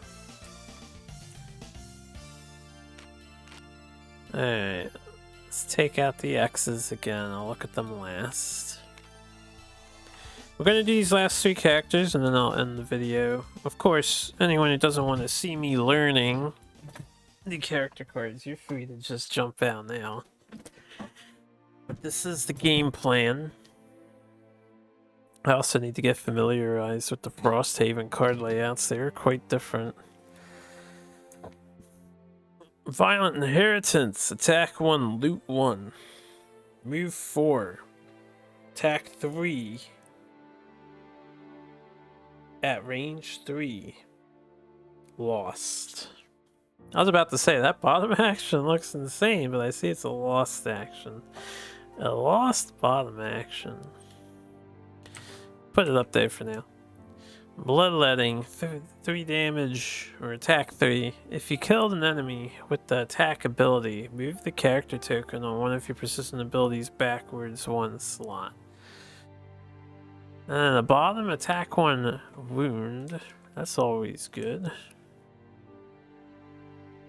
Deadly shot. Attack 1, range 4, poison. I'll move 4. Okay, this guy's pretty basic so far. Prudent preparation. Shield 1, retaliate 1. And then heal 2, range 3. So he can support other allies too. Draining arrows. Attack 1, 3 targets at range 2, muddle. This is very similar to the hatchet. In fact, this is like identical to the hatchet, except I think range 2 instead of 3. Alright, move 3. If you're adjacent to exactly one enemy, move the character token on one of your persistent abilities backwards 1 slot. I think I'm gonna want everything that moves my persistent tokens backwards, right? Because his abilities seem underwhelming. I haven't seen these Alright, they're all coming. They're coming. The persistent effects are coming. I see them. Foul Souls. Attack 2 poison, attack 2 wound. But then it's lost. But it's also move 2, heal 2 self, so seems good to me. Alright, Unbreakable. Move the character token on 2 of your persistent abilities backwards 1 slot. And then on the next 6 sources of damage from attacks targeting you, gain shield 1.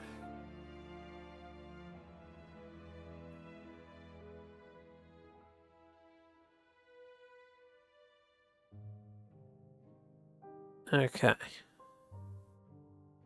Now, the top action on this seems like a linchpin card. But then you're never going to be shielding. Move the character token on 2 of your persistent abilities backwards 1 slot. Oh, he has 2 of them, huh?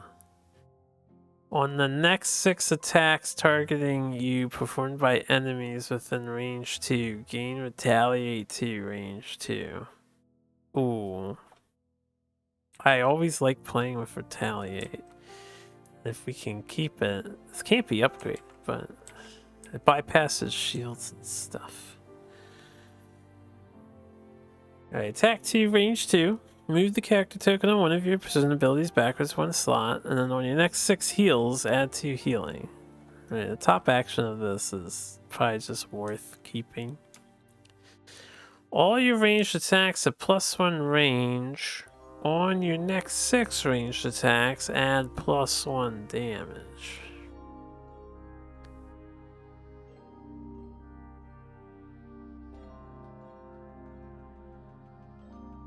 And then move the character token on one of your persistent abilities backward 1 slot when you move with this card.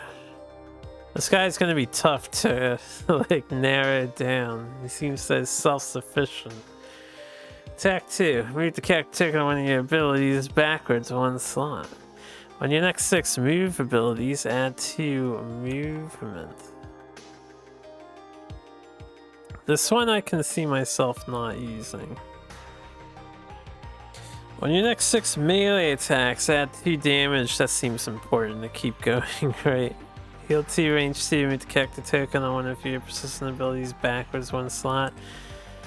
So if this card here is a linchpin card, and this is melee, then we probably don't want to play with the ranged one. Which means I may want to sack some of the ranged abilities. What are my X's? Destructive Fury. Attack 3. 5 targets. Bottom attack 3, range 2, 3 targets. Both are a lost card. I don't love it.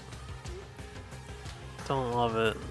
That's just, they're both lost actions. 19 initiative is pretty spicy. Considering this guy's best is a 14, but then you're just doing basic actions until you're ready to do a big attack. No remorse. Heal 3, range 3. Move 3, attack 3, move 2. Yeah. They're all upgradable. It's important to note.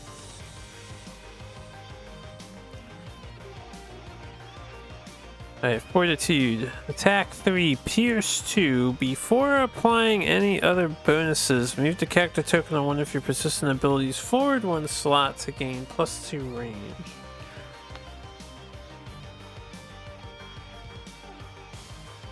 And then whenever you kill an enemy, move the character token on one of your persistent abilities backwards one slot. But this is a permanent thing.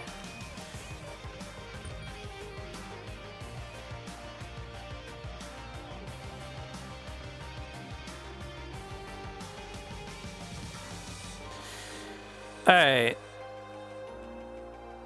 So we have the choice of playing this guy as a melee dude or a ranged dude. What's your ratio of cards? 0. 1 ranged. 1 melee. 2 ranged. 3 ranged. 2 melee.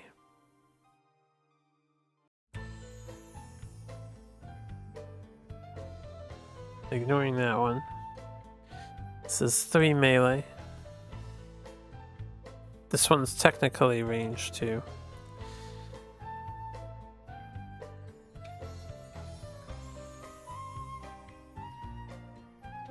This is melee.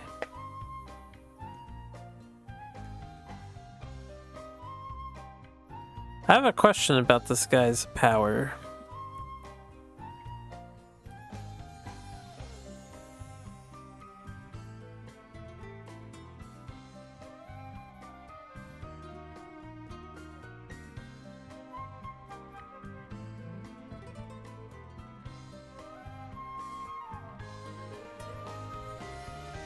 I think I almost want to play this guy as a tank and just set up these two and keep them going forever. The sad thing, and what the devs did on purpose, is the top ability is tied to both of these cards.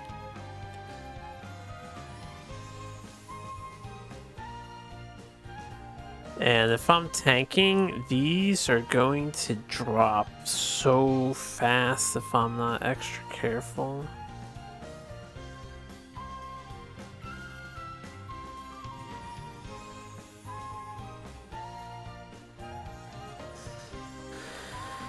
We're gonna play this guy as a melee dude, not a ranged dude. So what I'm gonna do is take this card. This is a melee card. We're gonna force it into our 12 slots. Less interested in these. Grant, the bottom effect on this card is crazy good.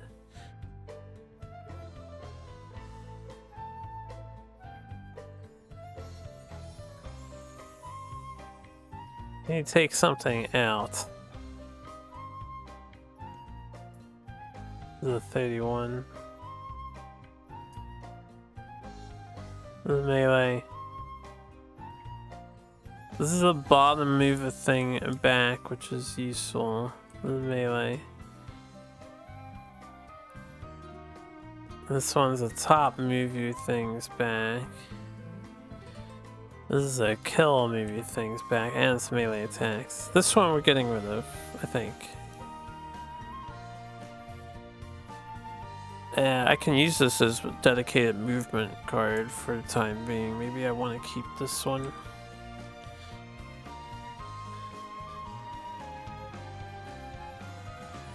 Yada da da da da da.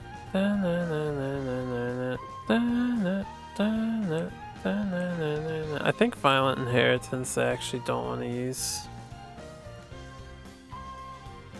Let's keep these in order too.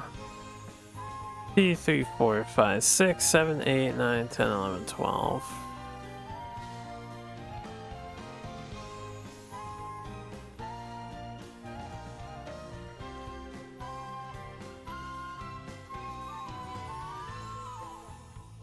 Alright. We'll try this out. Oh yeah, I didn't look at the thing. So what do you have to do? Attack at least 3 enemies with each of 3 different area of effect attack abilities.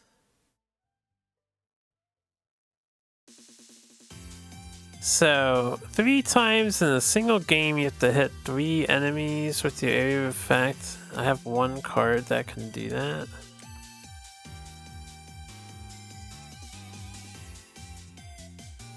So I would have to play this card to maximum effect 3 times over to unlock that perk.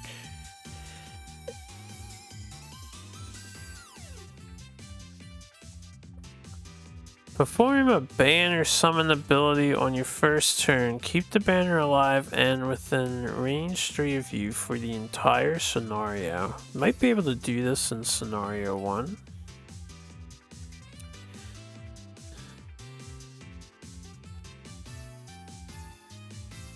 Alright, how much ally moving things do I have? I have this.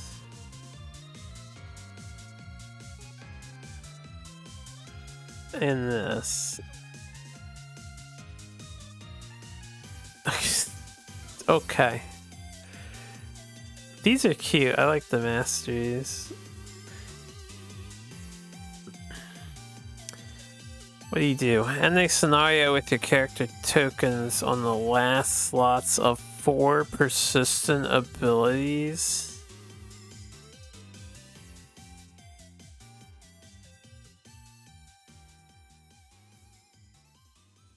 Jesus, 4 persistent abilities that's a big ass. And they all need to be on the last fucking slot when the scenario ends.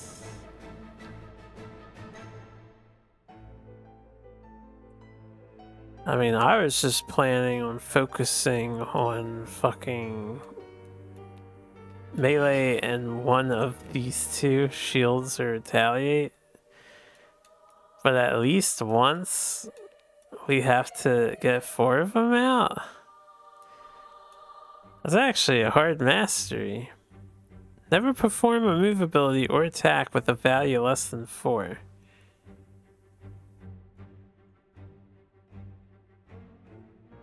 And perform at least 1 move or attack ability each round.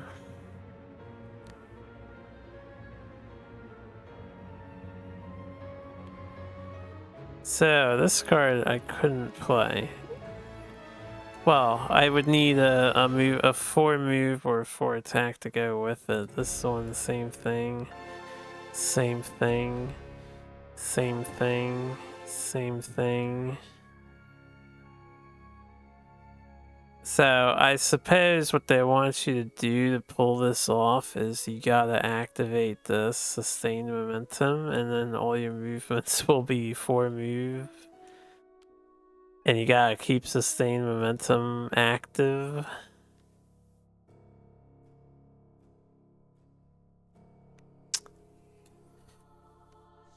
We can humor that, of course. Why is that experience listed? Our experience should be 0 at the moment. When I was hitting the buttons to test the thing out. That's why we got XP. We don't have XP.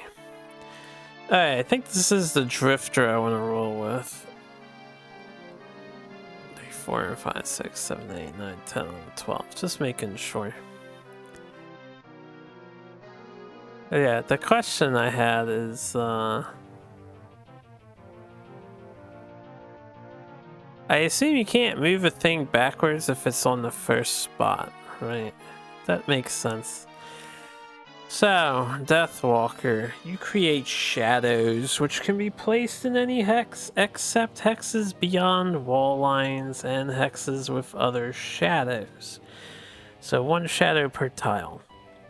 Shadow cannot move through wall lines, but can enter any hex without hindrance and stop in any hex, except those with another shadow. Hold on, let me read that. They can't move through walls. They can enter any hex without hindrance. So, difficult terrain, they don't care. Any ice terrain, they don't care, you know. Stop in any hex except those with another shadow. Hexes with only shadow in them are still empty, and shadow do not turn hexes into negative hexes. So they're just tokens, not overlay tiles. Scenario rules force you to move character summons onto a newly revealed tile. Also move your shadow in the same way on your initiative. Okay, so they get blown by the wind or something. No more than 5 can be on the map at any time. If a 6 would be placed, first remove anyone existing shadow. Try to keep some shadow on the map or your actions will be limited.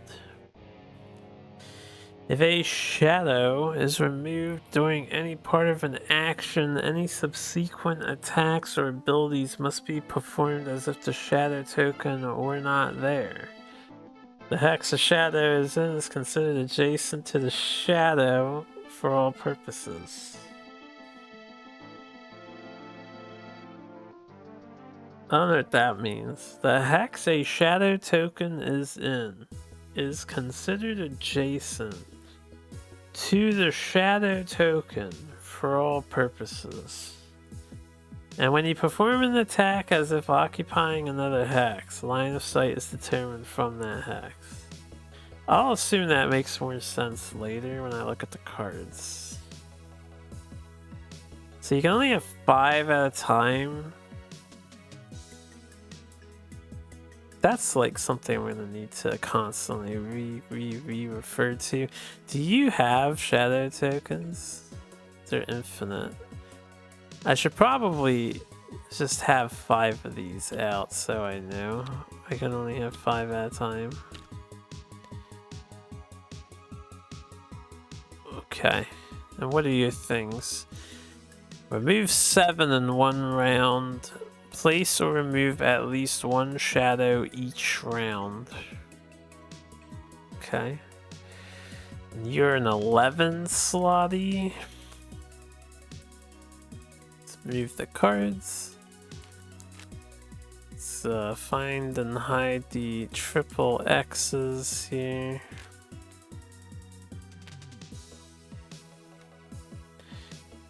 Alright, we'll start one at a time. Why don't we just start the summon guy, because he looks cool. We're just gonna pop him in there. Like summons.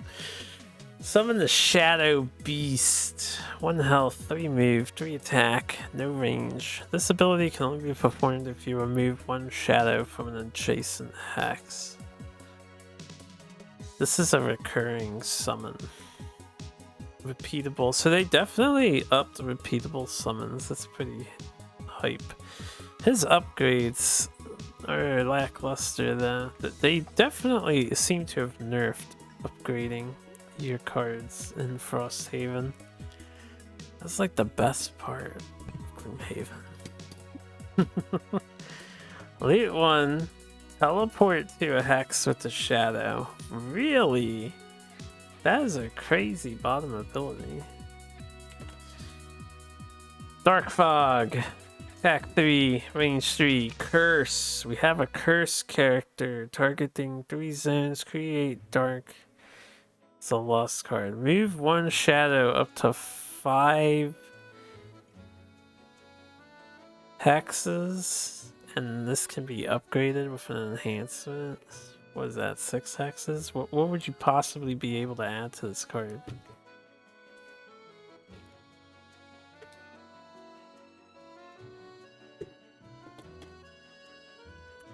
Well, seems good to me.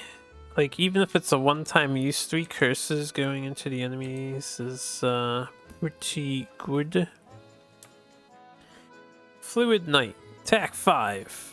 Perform the attack as if you were occupying a hex with a shadow. Then remove the shadow. Create dark. Gain an experience. And then whenever you would suffer damage, you may instead teleport to a hex with a shadow. Remove the shadow. Negate the damage and discard this card. And that's repeatable? What the... You could tank a hugely problematic boss attack or something for the team. That seems good. This is like a keeper for the entirety. Both of these, this is a 5 damage. I'm gonna need a way to generate shadows. This seems really strong.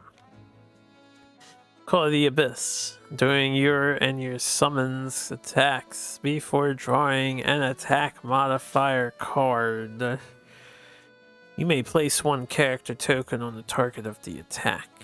When that enemy dies, place 1 shadow in or adjacent to the hex it occupied. Whenever you place a character token with this ability, remove any other character tokens placed with this ability. So since it's your and your summons attacks, you can put this up to 2 different things on the same turn. Well, if you have more than 1 summon, I guess 2 plus things. And then place a shadow from the hex within 2. This seems useful. Anger of the Dead. Attack 2, range 2. Remove any number of shadow within range 3 of yourself. For each shadow removed, you get +1 attack, +1 range, and pierce 1. And an experience for everyone removed. So up to 3 XP. And this is a recurring card. All enemies occupying a hex with a shadow, you wound them. Whenever an enemy enters a hex with a shadow this round, that enemy gains a wound. That's... This character class actually seems like quite my jam. Kinda digging it. Strength of the Abyss. Attack X +1, where X is the number of shadow on the map. So 6 damage. Once during each of your move or attack abilities, you may remove 1 shadow within range 3 to gain 1 experience and add +2 to your move ability, or +2 to one of your attacks.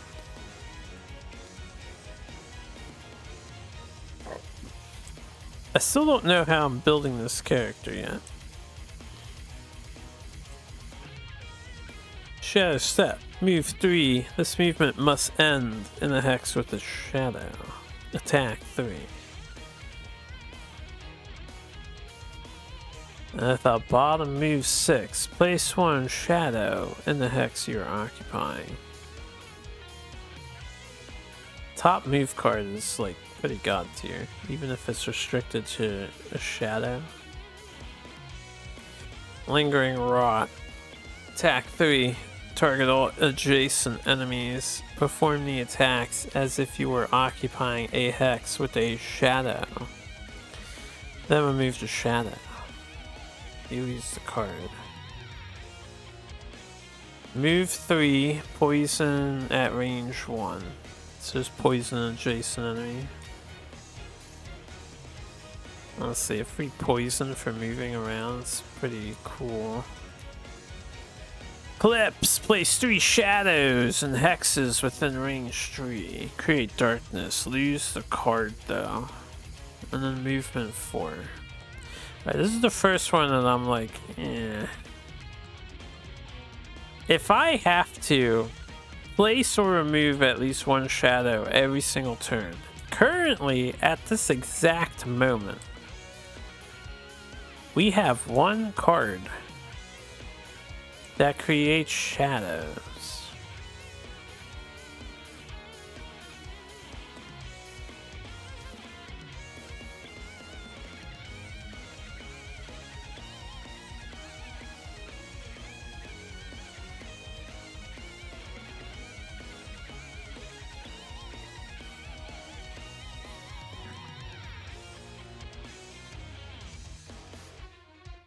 We have 1 card that creates a shadow.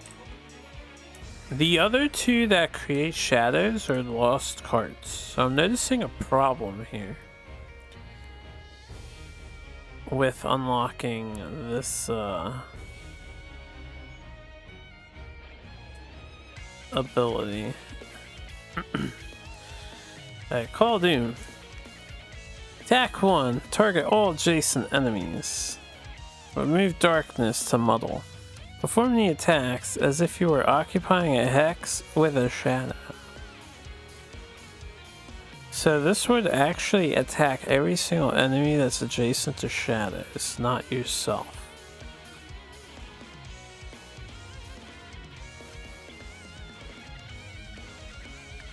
And this is a move 3 generate dark. I haven't, have you had to spend dark to do anything besides on that card that's creating dark? I hope this character gets quite significantly more interesting with their upgrade cards, because they actually seem like they have a problematic design on self-sustaining. How many cards are we supposed to have? 11? 2, 3, 4, 5, 6, 7, 8, 9. Black Barrage. Attack 2, range 4. Pay Dark to get +1 attack, +1 range, 1 XP. Move all shadow up to 2 hexes. I mean, if I want the player's shadows, this one kind of has to be included. Rest in the Shade. Allies occupying hexes with shadow and self. Heal 2. Create dark. Move all shadow up to 6 hexes. Right, I don't think I want this character healing. This is create dark, and this is a multi-heal, which is useful. But I might have to run Eclipse to make some fucking shadows. Forceful Spirits. Attack 2, target 2, range 2. +1 damage if you spend dark. Teleport to a hex with shadow or adjacent to shadow.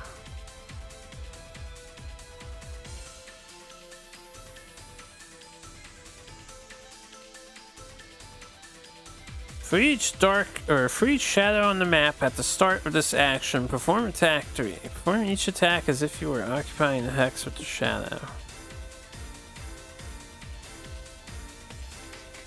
Move 2, move all shadow up to 1 hex.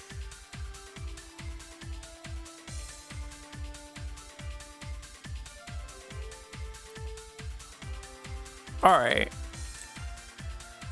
Until this character levels up, this is like, I don't know if I can do this on round 0, but if I am to do it, we have to have Eclipse. Because right now I can make 1 shadow, and then I can make 3 more, which counts as making 1. And then over the course of the rest of the fight, I would have to only consume 1 shadow at a time. And we're definitely not going to be able to do this top one, because the only way I can remove 7 shadows in 1 round is I'd have to create 4 with this card. And then 3 with this card. And then delete them all with one of the cards that clears all the shadows when you attack, which I think we have one of those. What do I have? 1, 2, 3, 4, 5, 6, 7, 8, 9, 10, 11. It'd be this card. I would have to... No! How do you... Maybe you can't do it with a base level character. I know the masteries probably need some leveling up to get them. But maybe you can't do it with the base level character, because I can't create... Like, the only way I could do this skill, I would have to do this to create an extra... I'd have to make an extra 2 shadows while I consume them all in the same turn. Because we can only have 5 at a time. I suppose I could create 5 shadows with this, and then create 3 of these, because when you create a shadow, you consume one, right? That's the ruling on this.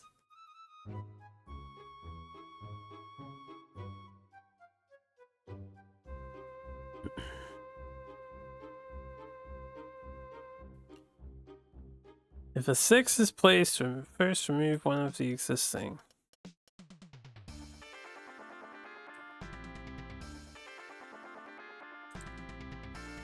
But do I not want any of your X cards?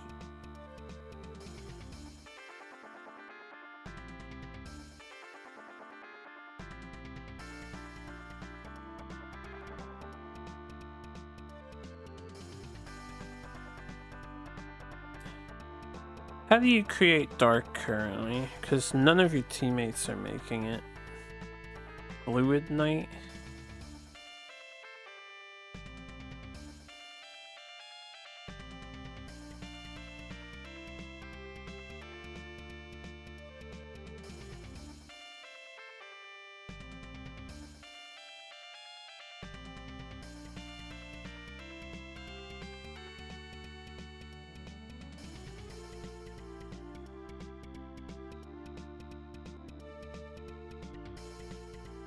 This card creates dark called Doom.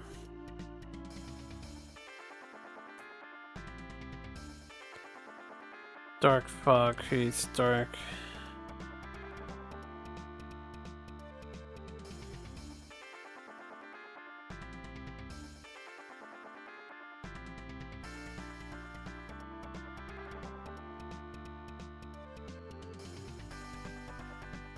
Yeah, so since this just says remove, and this says remove, I think we would have to create 5, and then we play this card, because this would remove 3 shadows and leave you with 5. And then you need to consume the 5 that you have with the... So this is a top action. I would need a bottom action that consumes my shadows.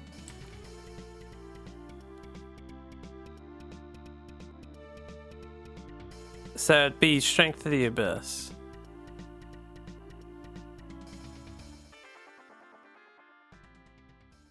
It's possible to do this mastery, but man, is it gonna be fucking hard.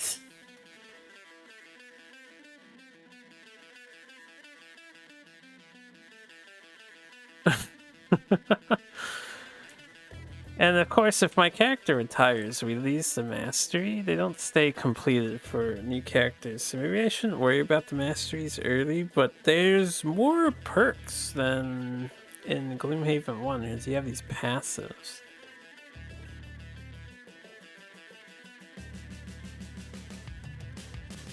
This person can curse. Whenever they short rest, they can curse and muddle someone that's near a shadow. That's ludicrously good.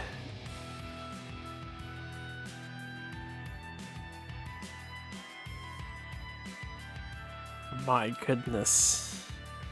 Alright, we're gonna roll with the base deck. As far as I can tell from these, like, this bottom effect is really cool, but you can't upgrade this card. This card can upgrade, but it's probably not a lot of good upgrades. You can probably bless yourself. Actually, this one could be sick upgraded, honestly, if you could bless all your allies occupying shadows, including summons, because this says allies. So this card is probably pretty top notch. This one you can only buff the movement parts.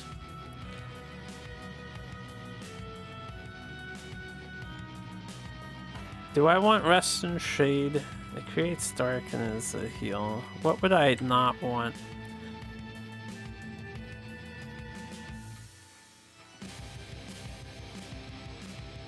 Oh yeah, I forgot about Call to the Abyss.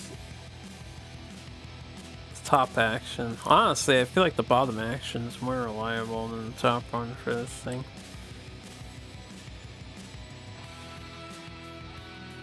Because you have to kill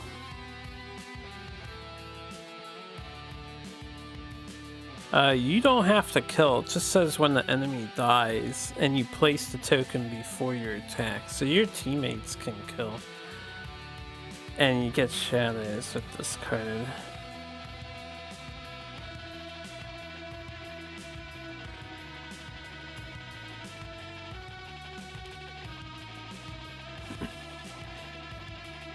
No, honestly, this top effect might be more efficient than the bottom effect, because the bottom one I have to cast 5 times, but the top one I just have to attack 5 different targets throughout the, like, one rest cycle. That's important to note. It's good that we're figuring this now. I like the movement on that. We have to use Eclipse, otherwise I would replace Eclipse. What is the bottom of this? A move 4. Strength of the Abyss, where X is the number of shadow on the map. Once during each of your move or attack abilities, you may remove 1 shadow within range 3. Gain 1 XP and add +2 to your move ability or +2 to one of your attacks. Right, I have to use this card too. It's the only way to eat the shadows for the mastery. We can replace it later. I have a lot of remove abilities, I'm noticing. This character only has 11 cards, which is high. That's a high card count. Move. How does the shadow work?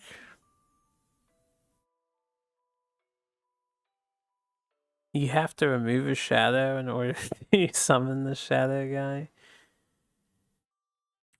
Alright. All adjacent enemies pay dark to muddle.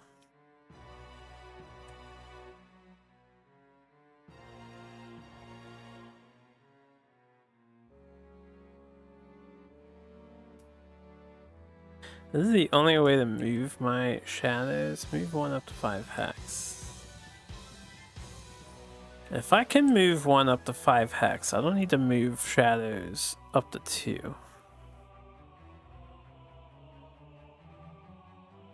Black Barrage might be the most expendable move. We'll replace that with Rest and Shade.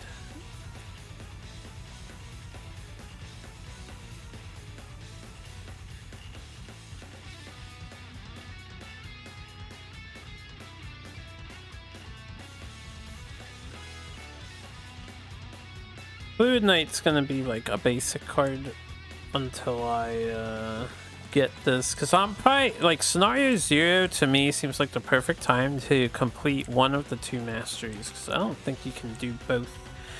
Alright, last character. So this Blink Blade son of a bitch, right? We read him earlier. He has to choose fast or slow. If he's fast, he loses a time token. If he's slow, he gains a time token. And then he can carry up to 2. You start each scenario with 1 time token. So where's your time tokens, bro? So you start the scenario with 1. I really don't know where his time tokens are.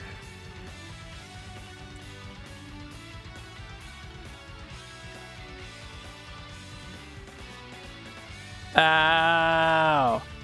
Oh, they don't want you to track on here. They want you to track on your character so you can remember. Oh, that's some cool scripting.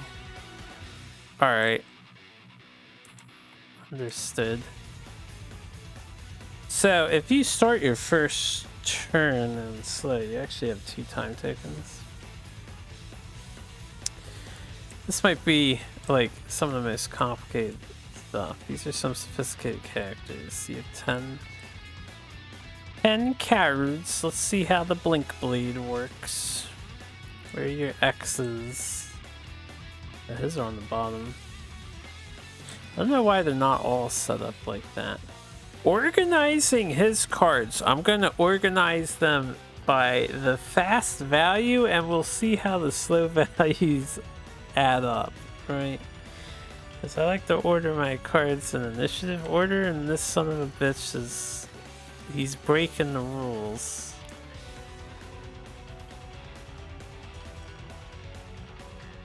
Okay. Let's get started. One at a time. Read them carefully. Blurry Jab always is a 3 attack card. If you're fast, it's a 4 attack wound. If you're slow, it's a 2 attack muddle. That seems fine to me. 2050. It's always a 3 movement. Well, you have to pick fast or slow, so I guess it's either a 2 movement or a 4 or 5. This is a 2 or 5 movement card. One adjacent enemy suffers a damage. This card is sick. Blurry Jab is more like blurry footwork. Damn, the effects on the top and bottom are good on this card. Alright, wait, I didn't read this yet. Let's read it, then move it. Twin Strike. 2 damage. If you're slow, it's 1. 2 movement, only if you're fast. 3 damage. If you're slow, it's 2. Okay, this guy reminds me of Jaws of the Lion, Detonator, Demolitionist, sort of 1-2 punch, but there's no movement in that card. 3 movement, if you're slow it's 1. If you're fast, add 2 pierce to all your attacks this round and generate air. And it goes on your zone till the end of the round. If you're slow, you heal 2 self. This card seems sick. All of his cards seem sick. So far. Sap Speed. 2 damage, 2 targets, +1 attack and advantage if you're fast. Immobilize, +2 targets, so 3 immobilizes.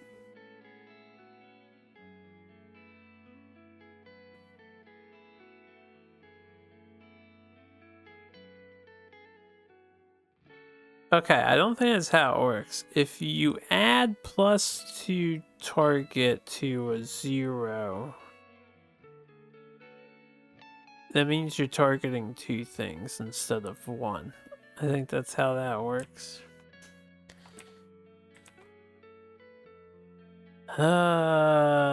Targeting stuff. Where's the rule book?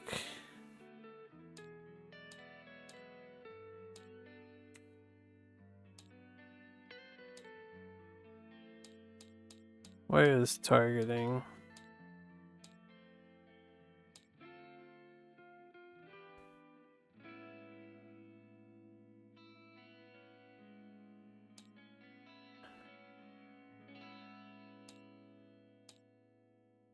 Added effects.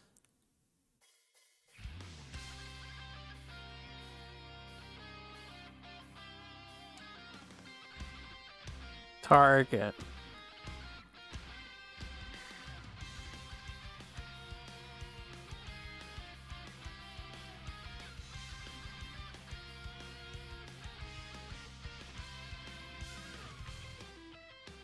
Oh, okay. So it is 3. Based on this sentence. An effect provides +1 target, gives an ability with no specified target value 2. So that means +2 would give it a 3. Okay, so that does work the way I thought it does, which means that's, what card were we looking at? This one. So this would be 3 immobilized targets at ranged 1. Ignore the effects of your other actions this turn. Ignore the slow effects of your other actions this turn. So now I can see how good this is. Actually, this is good for the movement. Because we could, like, ignore these -1s. We could ignore this muddle and just have a 3 hit. This is a 45, 75. So far, they do seem to be in order. Kinetic Transfer. 2 or 1 movement if you're slow. Push 3 if you're fast, attack 2. 1 range if you're slow, so range 2. Generate fire, generate ice, depending on what you do. And then move 4 or 3. All adjacent allies and enemies suffer 1 damage.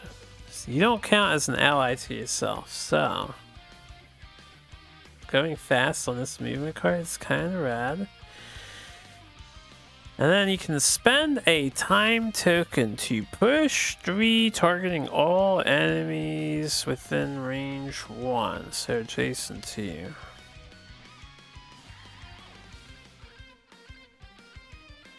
This is the first time we've seen the capability of spending your time token.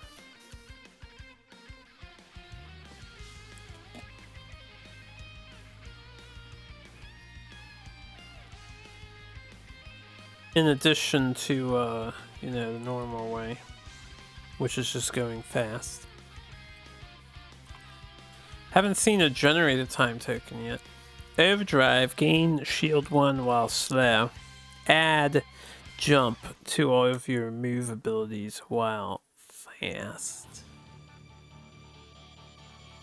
60, 90. Oh, that top effect is a permanent thing.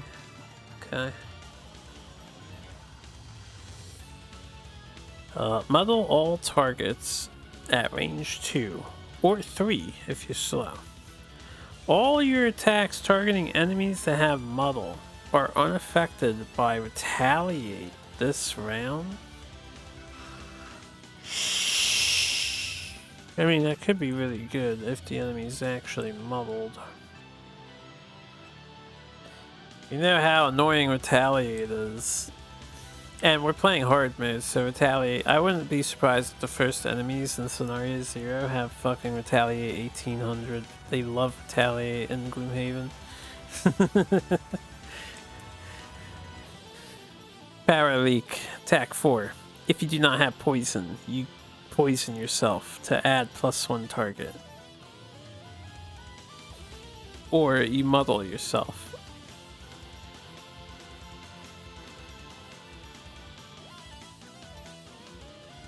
Do you muddle yourself before or after? It's after the attack, right?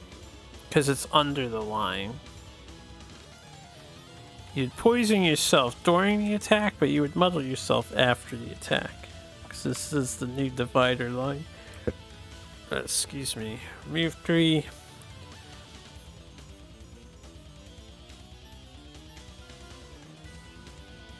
Heal 2, targeting all within range 1.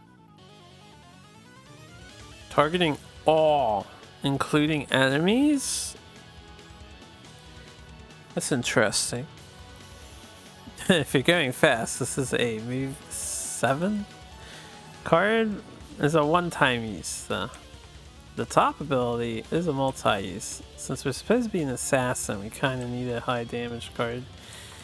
So these do... The slow factor is not off pace with the fast, so hopefully it stays that way by some genius game design of the devs paying attention to that. Now, this 1949. Alright, are they all like a 30 difference? They might all be a 30 difference. I'm starting to notice that they might all just be a difference of 30. Then it will stay synced. Drive, recharge, gain 2 time tokens, regenerate, bless self, and then a heal 2 self, regenerate if you're going slow. This card seems insanely staple to me.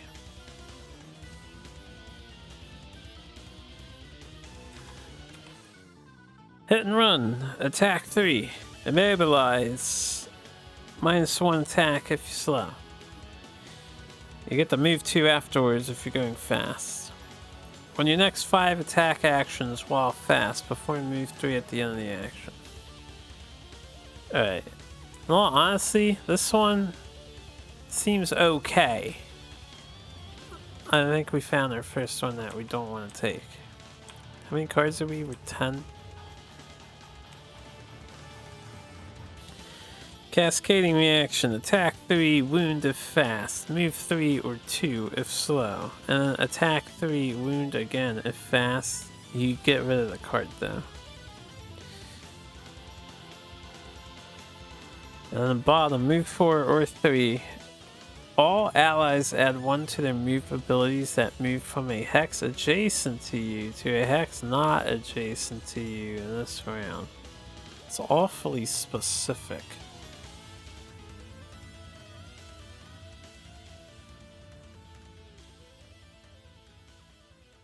That is awfully specific.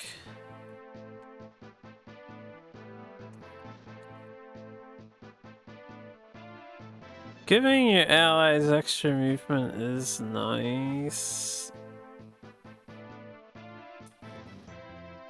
Until I'm actually playing this character, I don't know how the balance of fast-slow is going to play out with the card choices and the execution overall.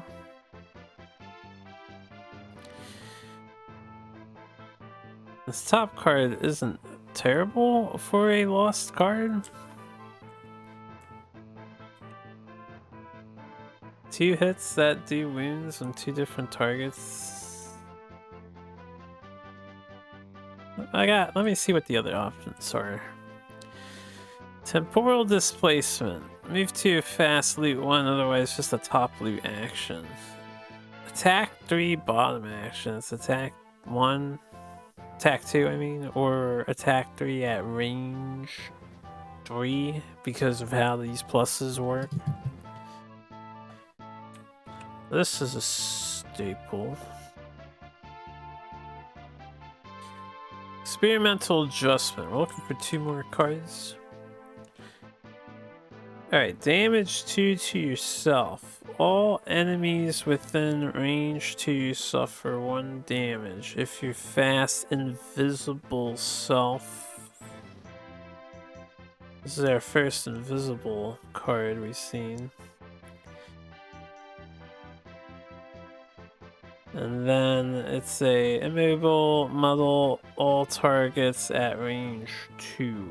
This kind of combos with that other card.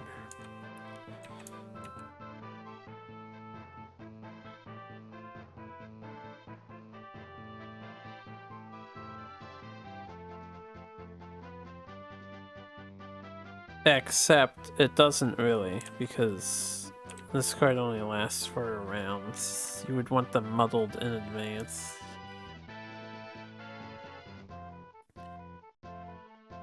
Which one am I reading? This one. I guess if you go last and then you muddle everything in range 2, it sort of combos. But then you're going to be invisible, and none of the enemies are going to hit you. So no, it doesn't combo. Unless you go super fast and then you lose the benefit of invisibility, and it's like, what's the point?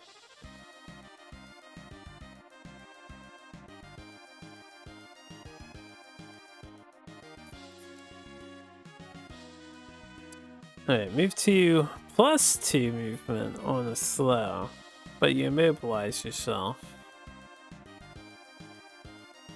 Or you loot.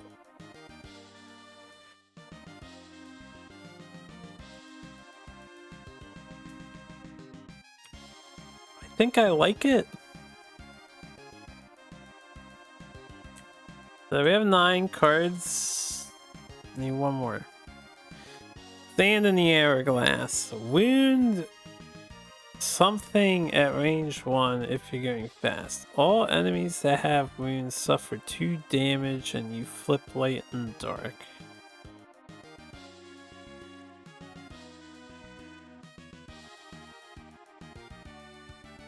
All enemies that have wounds suffer 2 damage. We actually would probably benefit from this because we have the wounding card. This guy has a wounding card. So we are not a dedicated wound party by any means, but we definitely have wounding in their repertoire.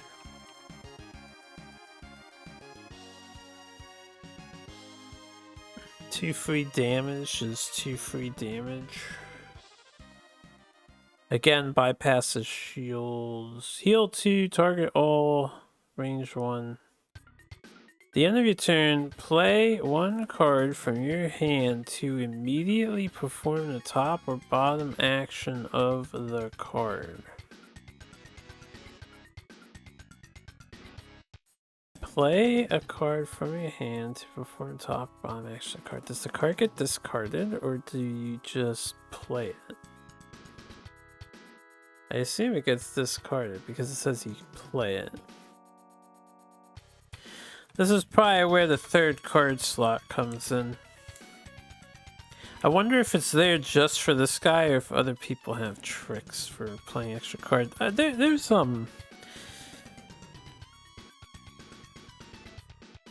some characters that could do that in base game, if I recall. Or at least there was an effect that let you play an extra card.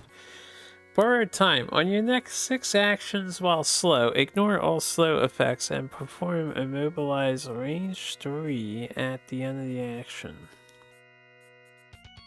So you're like immobilizing the enemies and borrowing their stuff. Alright. If slow, all allies add +1 to move to their move abilities this round.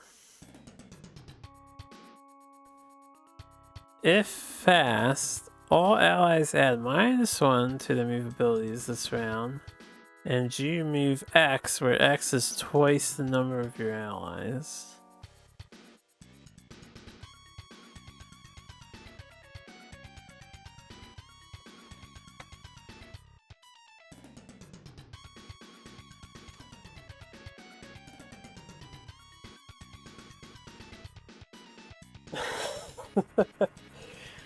I can tell when we're actually in the game, I'm gonna try my best to not make too many mistakes, but expect me to get some stuff wrong and take a long time on deciding what we're playing. Holy crap. This thing is... like, I understand how he works. It makes a lot of sense, but he's definitely sophisticated. So incorporating him, and what do you have to do? Declare fast for 7 consecutive rounds. Never be targeted by an attack. I mean, that one you can do. Alright, let's see. Declaring fast for 7 consecutive rounds means you would have to generate a time token.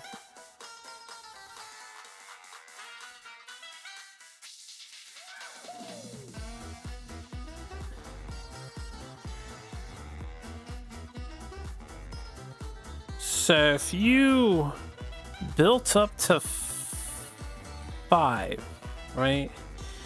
The only way I can think of doing that is you have to get this card back. So you can get 2 more time tokens. This is the only card that generates time tokens currently. So we need to get a recovery stamina potion. And I don't even know if stamina potion's in this game. Probably is.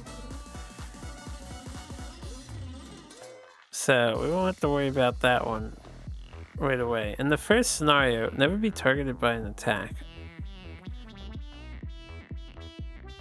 We can probably do. What is his passives? Whenever you would gain immobilize, prevent it. Start of your first turn, each scenario you may perform move 3. Whenever you short rest, you may spend 1 unspent item for no effect.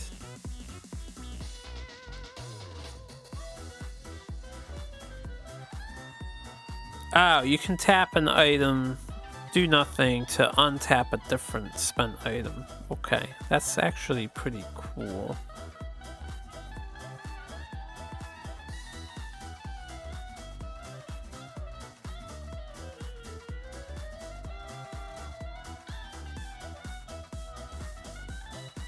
See, the fun thing about these passes is they're competing with the deck thinning cards. Usually you go for the deck thinning first because that's the competitively viable thing to do. But now we're competing with those for cool passive effects. I mean, I guess you can still thin your deck first. Then it's gonna be a while before you ever get to play with your guys' full power. Alright, I think we're ready. Like I said, we're not gonna play right now. There's a lot of talking from me. Thanks for listening in. I appreciate it. This was, what, three and a half hours? It's pretty respectable. Next time we do Frosthaven, no more setup. We'll go into scenario 0, and then I'll probably be staring at my cards as I forget what they do. And I'm gonna try and finish these. Hypothetically, scenario 0 would be the easiest one to pull them off on, right? So we'll try and do some mastery things, and we'll just check out Frosthaven. Hopefully have a good time with it. Thanks very much for listening in. Sorry again for the long break earlier. Hopefully my body tames itself as we move forward in this project. And maybe I'll see you next time. Take care.